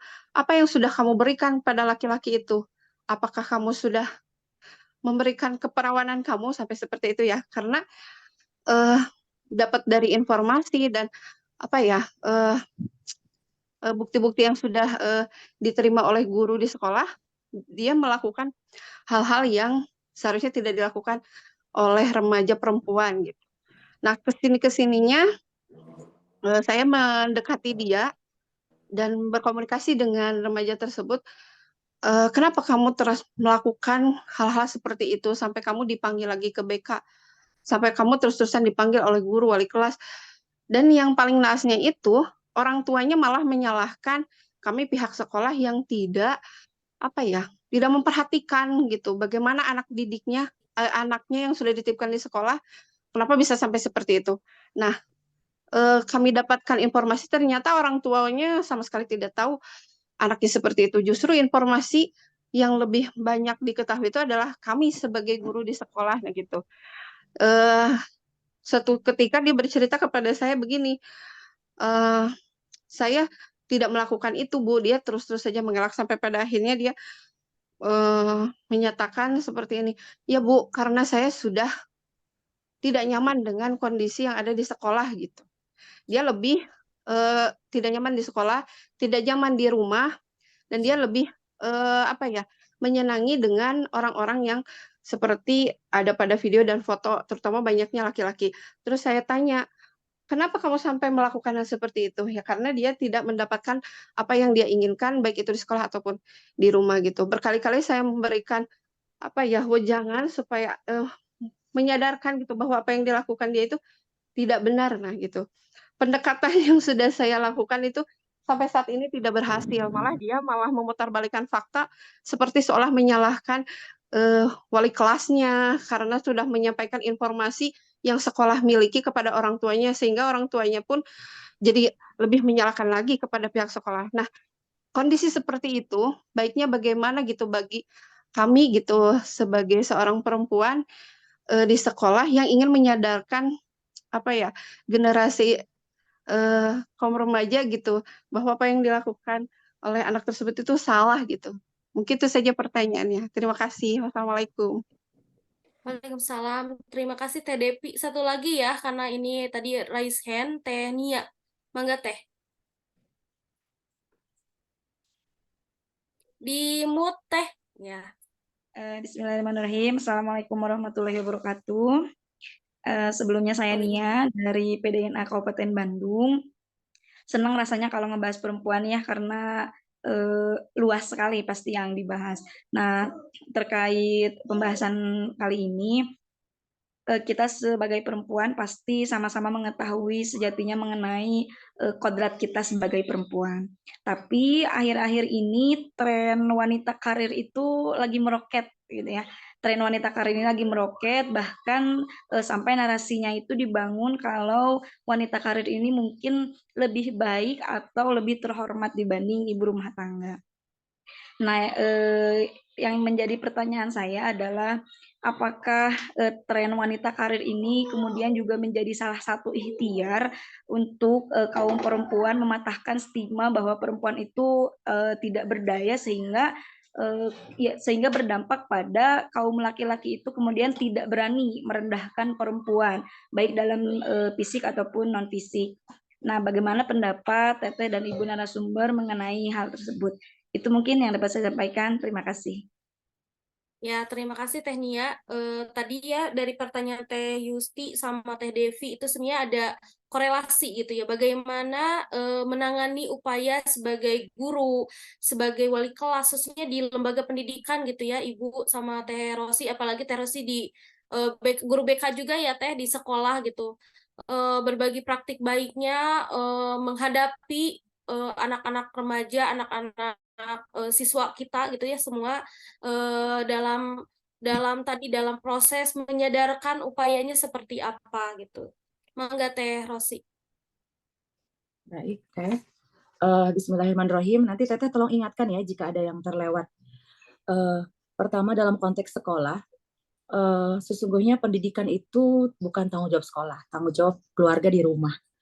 Melihat fenomena anak-anak sekarang yang secara tidak langsung mungkin banyak sekali penyimpangan, ya, penyimpangan karena arus disrupsi teknologi di mana semua informasi bisa terakses dengan mudah di tangan gitu. Nah, sekarang ini banyak sekali kondisi anak-anak yang dia itu apa namanya teh mungkin kita sedikit mundur ke belakang, banyak kasus-kasus yang dia menjadi pelaku seksual, kemudian sangat terobsesi dengan dunia seksualitas dan lain sebagainya. Menurut penelitian itu dan juga saya baca dari Bunda Eli Risman, itu kan otak kita itu di sini ada yang namanya prefrontal cortex ya, yang dia itu bisa merespon yang namanya hubungan seksualitas tetapi di atas 20 tahun. Nah, sekarang kenapa banyak anak SD bahkan ya SMP dia sudah mulai mengenal dunia seperti itu karena sesungguhnya mungkin otak di bagian ininya sudah mulai sedikit distract gitu ya. Dan itu kenapa terjadi? Banyak anak-anak yang kalau disingkat itu BLAS ya Teh Nawang. B itu dia boring ya. Anak itu bosan dengan aktivitas yang itu aja. Kemudian L-nya lonely, kesepian. Banyak anak-anak yang kesepian, orang pengen ngobrol ke orang tuanya cuek, orang tuanya fokus karir, atau orang tuanya belum selesai dia terus mengejar apa yang dia inginkan, dia lupa kalau dia punya anak gitu. Kemudian A-nya itu anger, banyak anak-anak yang penuh dengan rasa marah, entah itu marahnya kecewa dengan orang tua, kecewa dengan teman, perasaannya tidak didengarkan, tidak diurai, tidak divalidasi gitu ya. Biasanya kan anak tuh, kamu kesel ya, kamu sedih ya, atau kamu tadi apa yang kamu lakukan di sekolah, kamu sudah bantu orang atau belum gitu. Nah itu biasanya kalau tidak ada yang mengerti dia marah. Jadi boring, lonely, anger, kemudian S-nya stres. Banyak anak generasi muda itu stres juga dengan aktivitas, atau ada orang tua yang sangat obsesif banget dengan anaknya harus berhasil, dari pagi sampai sore banyak les yang harus dia ikuti gitu, sehingga dia sangat cukup capek gitu. Kemudian itu tadi T-nya adalah tired, dia lelah. Sehingga generasi muda yang mengalami kondisi yang tadi BLAS itu, dia salah satunya ya dia larinya ke gadget ya. Larinya ke gadget. Nah, orang tua lupa bahwasanya fitrah seksualitas itu ada anak itu ya, dan harus diarahkan. Karena kan dalam dalil itu apa teh? Kullu mauludin yuladu alal fitrah fa abawahu ayu hawidanihi ayu nasiranihi ayu majisanihi. Setiap anak dilahirkan dalam kondisi fitrah. Abawahu di sana itu kan memang jamak dari abun ya, tapi kita artikan lingkungan. Anak itu bagus, baik, tetapi lingkungan yang membuat dia jadi kemana-mana. Nah, di sini bukan tugas sekolah, ini adalah tugas keluarga di rumah. Kalau misalnya anak itu usia SMP, itu pasti dia kalau dalam konteks tadi banyak kasus anak-anak perempuan yang sedikit tanda kutip berani gitu ya, kita lihat pasti biasanya dia sangat jauh dengan ayahnya. Padahal yang namanya jati diri si perempuan, bagaimana dia memposisikan diri sebagai peran gender yang betul-betul tepat, itu kalau udah usia ABG itu harus peran ayah itu lebih dominan. Karena dia harus tahu dia hidup akan menjadi harus dengan laki-laki yang seperti apa, atau saya harus diperlakukan seperti apa nih gitu ya. Dan ketika mundur ke belakang anak laki-laki, jadi kalau laki-laki dia harus dengan ibunya dekatnya ya, kalau udah usia ABG itu. Ke bawahnya usia gendernya harus sama. Kalau anak SD itu laki-laki harus dengan ayahnya intensif, anak perempuan dengan ibunya. Nah, kalau di usia TK peran keduanya harus ada, harus hadir. Jadi banyak sekali konsep diri anak-anak sekarang ini terdistrak ya. Kan konsep diri itu harus positif. Arahannya itu biar dia itu mau menjadi apapun percaya diri, menjadi diri sendiri, nggak takut dengan apapun. Nah, contoh tadi kasus anak-anak yang rasanya kok haus dengan perhatian orang lain, takut kehilangan orang lain. Sebenarnya itu bukan masanya. Berarti ada yang fitrahnya ada yang tercederai gitu. Kan anak-anak itu fitrah mengeksplorasi, belajar, seksualitas, fitrah, keimanan itu harus ditumbuhkan. Ketika sekarang ini banyak kasus di sekolah, sudah pasti itu adalah faktornya dari rumah dulu itu ya Bu ya. Jadi teteh-teteh yang sebagai tenaga pengajar di sekolah jangan merasa lantas insecure dengan serangan orang tua yang menyalahkan sekolah gitu ya. Itu harus kita komunikasikan bahwasanya tugas mendidik anak-anak itu ada dua arah gitu ya, dua belah pihak, ada antara keluarga dan sekolah gitu. Nah, kemudian tadi mungkin bisa jadi anak tadi misalnya mengalami korban pelecehan ya. Ditambah keluarganya tidak menjadi ruang yang aman untuk bercerita. Sehingga kadang karena tadi rusak otaknya, mungkin dia mengalami sensualitas berhubungan seksual sebelum waktunya, dan itu kalau disinyalir sudah misalnya berkali-kali itu jadi kecanduan. Nah, di sanalah yang namanya muncullah orang-orang yang maniak gitu ya. Dan nauzubillahi min daliknya itu masih muda dan belum menikah. Nah, pendidikan dalam Islam itu sudah pas banget, di mana dia tuh 15 tahun itu harus sudah matang harusnya. Makanya banyak kan ya para jenderal perang di masa lalu, pemimpin pasukan itu usianya masih pada muda. Karena fitrahnya itu betul-betul terawat gitu. Nah, sekarang memang kita harus mengakui bahwasanya Indonesia sangat krisis dan mengalami degradasi moral. Dan itu menyebabkannya banyak hal ya. Salah satunya kekerasan berbasis gender itu dari satu variabel dari banyak variabel gitu. Sehingga memang betul-betul yang namanya akar dari rumah itu harus diselesaikan gitu ya. Harus jadi orang tua itu memang tidak ada sekolahnya, tapi harus mempersiapkan diri. Nah, hari ini mungkin yang teteh-teteh alami di sekolah adalah menghadapi anak-anak yang mungkin dia di sana adalah korban dari pengasuhan yang tidak tepat gitu ya.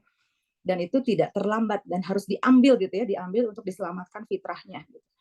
Dan juga tadi kembali lagi fungsi orang tua, apakah orang tuanya full karir hanya untuk misalnya menumbuhkan image bahwasanya kita berdaya dan tidak bisa disepelekan.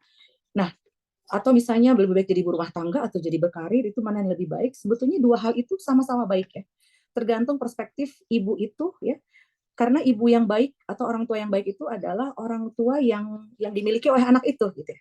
Makanya dalam surat Luqman itu ada potongan ayat itu, anak itu harus disambut ya gitu kan. Jadi di sana ada potongan anishkurlillah gitu kan. Jadi kalau ada anak itu terima, jangan jadi beban gitu. Nah, sehingga apapun itu nanti peran keluarga, ibunya mau lebih senang di rumah atau mau bisnisnya di rumah, sebetulnya itu tidak bisa menjadi sebuah pembenaran. Berkarir adalah lebih baik untuk menjadi orang yang berdaya misalnya ya. Empowering itu bukan. Justru mungkin informasinya tidak cukup lengkap yang perempuan itu terima gitu ya. Sehingga memang di sinilah pemikiran kita harus holistik ya. Pendekatan kita komprehensif. Jadi sehingga mau kita memilih jalur karir, mau jalur rumah yang produktif pun, hanya sekedar misalnya kita di rumah betul-betul agendanya sangat padat, meskipun jadi ibu, di mana kita bahagia, ya, sehat mental kita, keluarganya sakinah, mawadah, warohmah, ya, itu tidak masalah gitu ya. Banyak juga kok yang berkarir, tetapi pada akhirnya dia tidak bahagia, atau misalnya karena dia fondasinya tidak dipersiapkan gitu ya. Banyak orang yang merasa capek di rumah atau capek dengan suami yang pendapatannya lebih rendah, akhirnya pelampiasannya adalah bekerja dan berkarir. Sesungguhnya itu bukan solusi ya, tetapi seperti bom waktu nantinya gitu ya. Nah, itu mungkin teh ya salah satunya memang jadi bersambung ya, menyambung dari kondisi rumah, apakah ibu itu bekerja atau tidak dan sebagainya. Ya memang dipersiapkan dengan dan apa namanya? Kalaupun sudah memasuki fase berkeluarga, memang harus dilakukan terus. Makanya kan dalam ayat Quran surat Ar-Rum itu litas kunu ya, litas kunu ilaiha itu kan fi'il mudhari atau yang akan dilakukan. Berarti itu proses yang harus senantiasa diusahakan gitu ya. Biar litas kunu ilaiha itu biar bisa beribadah, kalau ada masalah nggak lama-lama gitu ya. Seperti itu mungkin teh. Mohon maaf ini terlalu lama tuh menjelaskan. Mangga teh. Iya, Ibu Tiana ditambahkan tadi mungkin Iya. ada yang tentang wanita karir gitu ya Bu ditambahkan. Itu saya berharap tidak menjawab yang itu. Karena ini Ya, diskusinya bisa 5 jam diskusi iya itu ya. betul Bu. Baik, Singkat aja Bu. iya. Sebetulnya gini deh, kalau saya melihat ya dari ketiga pertanyaan itu jawabannya cuma satu, ilmu pengetahuan. Ilmu pengetahuan tentang agama itu nomor satu, karena di Islam itu sudah sangat lengkap semua pertanyaan ini sudah ada jawabannya gitu ya di dalam agama Islam itu. Tapi begini, pertama saya sangat selalu menaruh hormat kepada siapapun yang berprofesi sebagai guru.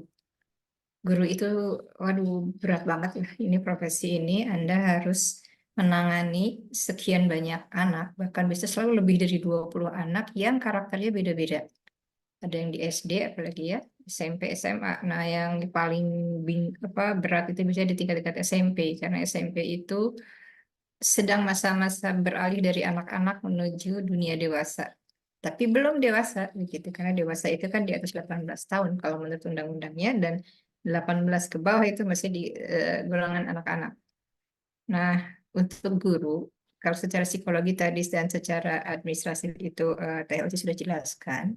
Kalau menurut saya begini, ibu-ibu yang berprofesi sebagai guru ini memang beban Anda sangat-sangat berat ya, menghadapi globalisasi informasi.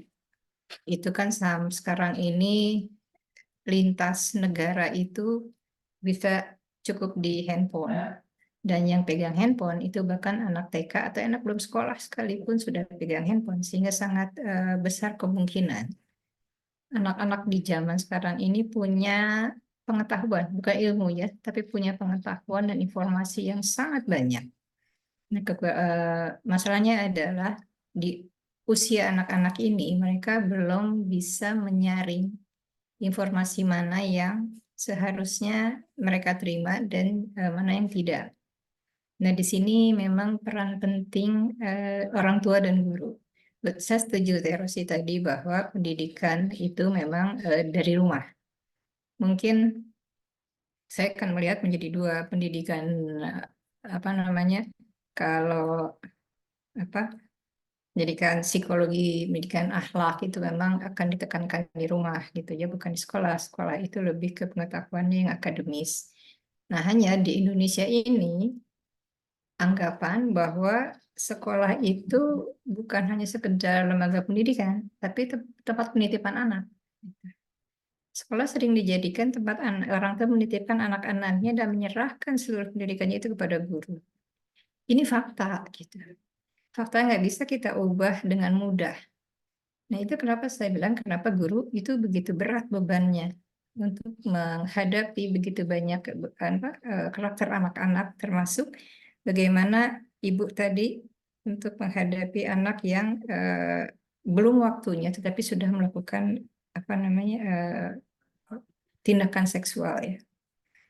Begini Bu, kalau boleh saya sarankan, saya bukan guru tetapi saya bergelut di dunia pendidikan juga. Sangat penting bagi seorang guru ini untuk punya pengetahuan yang sangat banyak termasuk psikologi anak.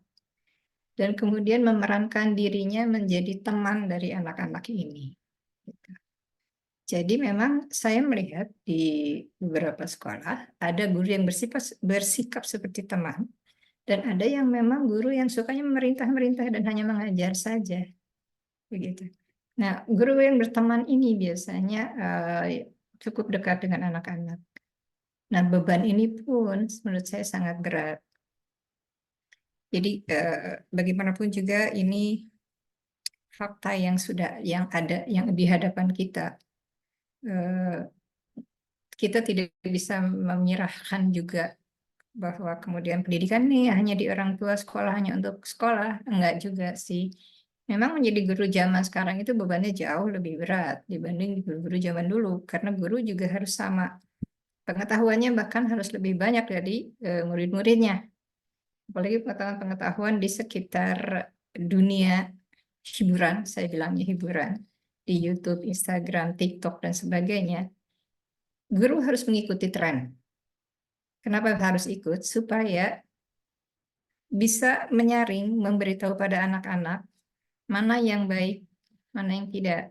Walaupun itu sangat berat, tetapi bisa dimulai.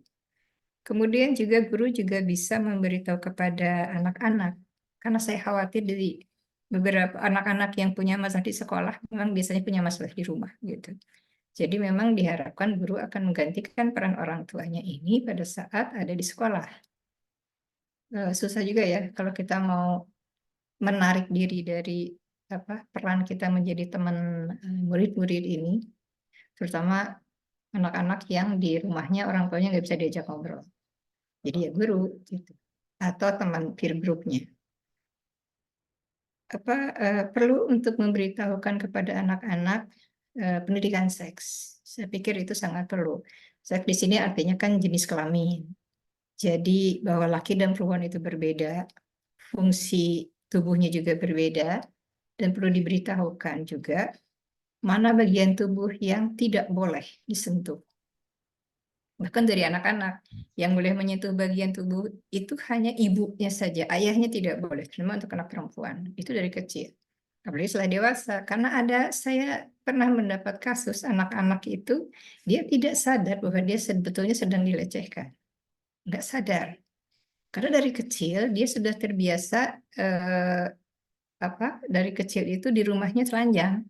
Dan orang tua tidak memberitahu bahwa bagian-bagian tubuh itu tidak boleh disentuh, bahwa bagian tubuh tertentu itu harus ditutup. Itu dia tidak tahu. Jadi bukan anak ini nakal, pengetahuannya yang tidak ada. Ini kasusnya beneran, ini fakta gitu ya. Ini fakta yang ada di hadapan kita, bahwa ada banyak anak-anak yang memang dia tidak tahu bahwa ada bagian-bagian tertentu yang harusnya ditutup dan tidak boleh disentuh. Nah, ini memang harusnya diajarkan dari rumah. Tetapi apalagi di kampung-kampung perkotaan itu pendidikan seks sangat-sangat sedikit, agama juga sangat sedikit. Banyak orang yang hanya menutup aurat itu pada saat keluar rumah, tapi di dalam rumahnya tidak. Ini kan kemudian dicontoh oleh anak-anaknya gitu. Nah, jadi memang saya pikir saya kembali lagi ke tadi bahwa baik wanita karir, pemahaman tentang wanita karir, pemahaman tentang psikologi anak-anak, semuanya itu kuncinya adalah di ilmu pengetahuan. Pahami agama dengan baik, karena di Islam itu sudah sangat-sangat lengkap. Bagaimana teman-teman bisa mempelajari kehidupan Nabi, kehidupan para Rasul, kehidupan sahabat-sahabat Nabi, itu ilmu pengetahuannya bisa diperoleh dari situ. Itu aja, Nawang. Terima kasih. Ya, terima kasih Ibu atas jawabannya. Mudah-mudahan teteh-teteh semua tidak puas ya, dan nanti mungkin akan berdiskusi lagi di lain kesempatan.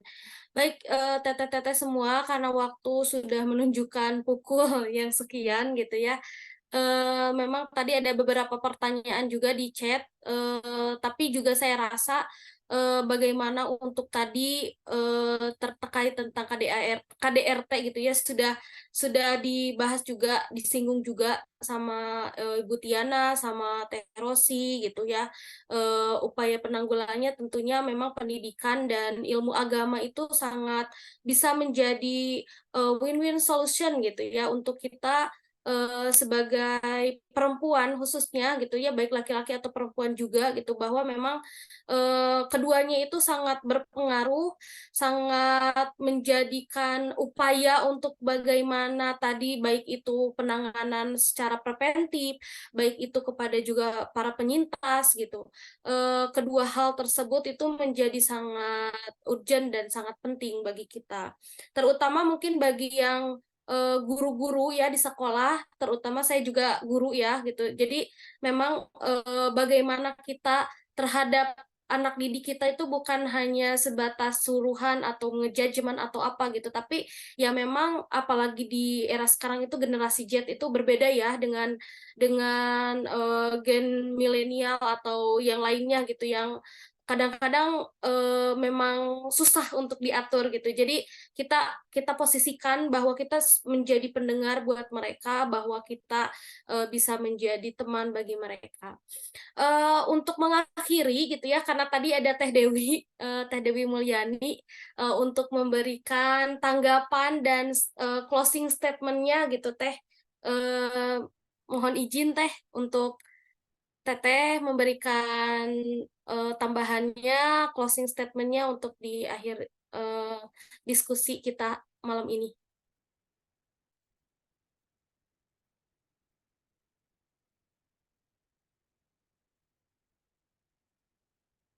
Teteh, apakah ada?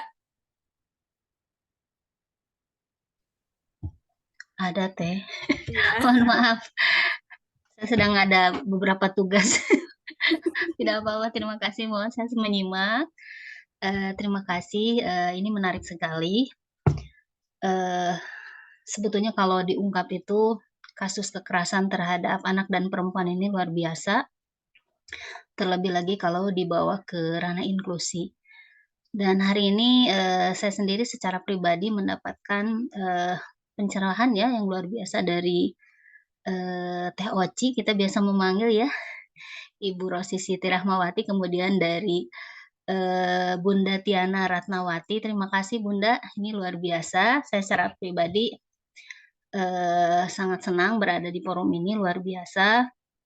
Juga tentu saja forum ini mengingatkan kita untuk senantiasa memberikan apa ya, tidak lelah ya untuk terus kemudian menjadi bagian dari orang-orang yang mengawal Kalau tadi Teh Oci bilang lingkungan yang aman, yang nyaman gitu ya bagi kaum perempuan dan anak-anak. Ini luar biasa. Mudah-mudahan ini bagi Nasihatul Aisyah menjadi bagian yang memang selalu menjadi ladang dakwah, ladang amal ya untuk memberikan kontribusi bagi perempuan dan anak.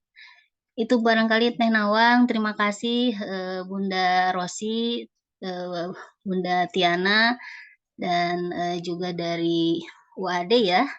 Terima kasih dan tentu saja semangat terus untuk PWNA Jabar tetap berkontribusi untuk pendidikan perempuan dan perlindungan bagi perempuan dan anak. Itu barangkali, mohon maaf. Wassalamualaikum warahmatullahi wabarakatuh. Ya, waalaikumsalam warahmatullahi wabarakatuh. Tur Terima kasih nuhun Teh Bunda Dewi. Tiana, Teh Oci, Ya, Teh Nawang. ya, sama-sama Teh. Ya, Teteh mohon maaf ya untuk pertanyaannya gitu ya karena waktunya juga udah selesai. Jadi mudah-mudahan ini bincang-bincang di volume 1 gitu. Artinya ini mengawali kegiatan Giat Nasyatul Aisyah Jawa Barat khususnya. Nanti ke depannya kita ternyata gitu ya memang permasalahan yang ada di sekitar kita itu khususnya terkait tentang kekerasan gender itu memang banyak sekali gitu di antara kita itu dan memang tidak cukup 1 hari ya tadi Ibu menjelaskan bahwa kalau membahasnya itu nggak akan cukup 1 malam beberapa jam gitu. Tapi mudah-mudahan ini menjadi pembangkit awal kita untuk terus selalu semangat berdakwah karena ini ladang juga ladang dakwah kita gitu ya. Dan mungkin tadi saya berdiskusi gitu ya di lain tempat gitu ya bahwa memang perempuan ini butuh support sistem dari perempuan itu sendiri gitu. Nah, kita itu untuk bersama-sama circle menjadi perempuan yang disebutkan tangguh itu juga kita juga butuh circle dan insya Allah mungkin Nasyatul Aisyah juga membawahi menaungi gitu ya bagaimana memang perempuan ini bisa berkiprah gitu pada saatnya dan pada jalurnya ya sebagai perempuan itu sendiri dan bagaimana untuk menciptakan kekuatan seorang perempuan ya kita ciptakan support woman gitu ya seperti itu. Begitu pula dengan kasus kekerasan berbasis gender atau kesannya terkait tentang kekerasan kepada perempuan dan anak gitu. Baik Teteh, karena waktunya sudah habis, jadi mohon maaf saya kepada teman-teman yang tadi tidak terjawab gitu ya dan tadi jawabannya mudah-mudahan juga tidak puas sampai di sini. Terima kasih juga kepada 2 narasumber yang sangat luar biasa meluangkan waktunya ya. Teh Rosi, Ibu Tiana di sela-sela kesibukannya masing-masing gitu telah berbagi kepada kami semua dan jangan kapok gitu ya Teteh dan Ibu. Terus juga terima kasih juga kepada kami sampaikan kepada Bu Yuli dan juga rekan-rekan daripada PSIPP ITB Ahmad Dahlan. Mudah-mudahan juga ini mengawali gitu ya kerjasama kita dan Nasyiah tentunya akan terbuka gitu bisa bekerja sama dengan lembaga apapun itu apalagi terkait tentang perempuan dan anak isunya. Terima kasih Amin. Teteh-teteh semua. Makasih Teh Nawang. Amin. Ya. Terima kasih juga Terima teteh-teteh kasih. semua ya, Teh Rini dan rekan-rekan semua yang telah hadir di sela-sela kesibukannya juga gitu di tengah-tengah persiapan kita akan melaksanakan pelaksanaan pengukuhan, rakerpim dan upgrading pimpinan ya. Nanti Teh Dewi juga kita akan undang untuk bersama-sama secara offline bertemu dengan kita jajaran pimpinan wilayah Nasyatul Aisyah Jawa Barat.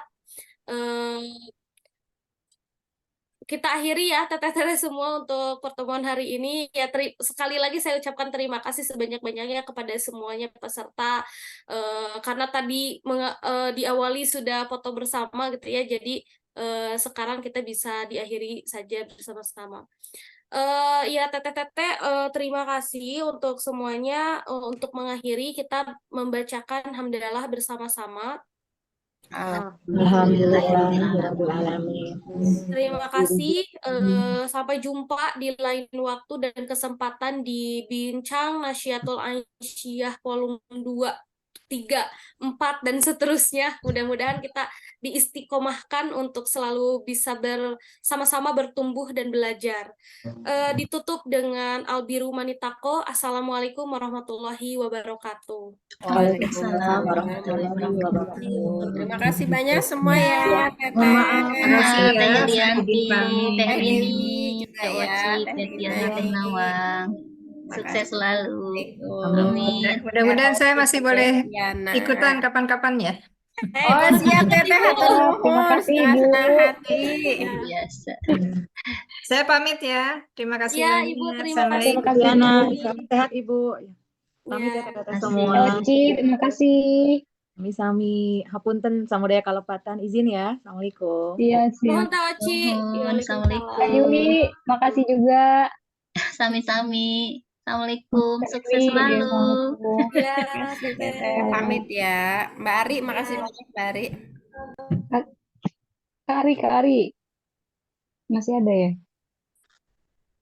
Terima kasih. Oke, kita lihat.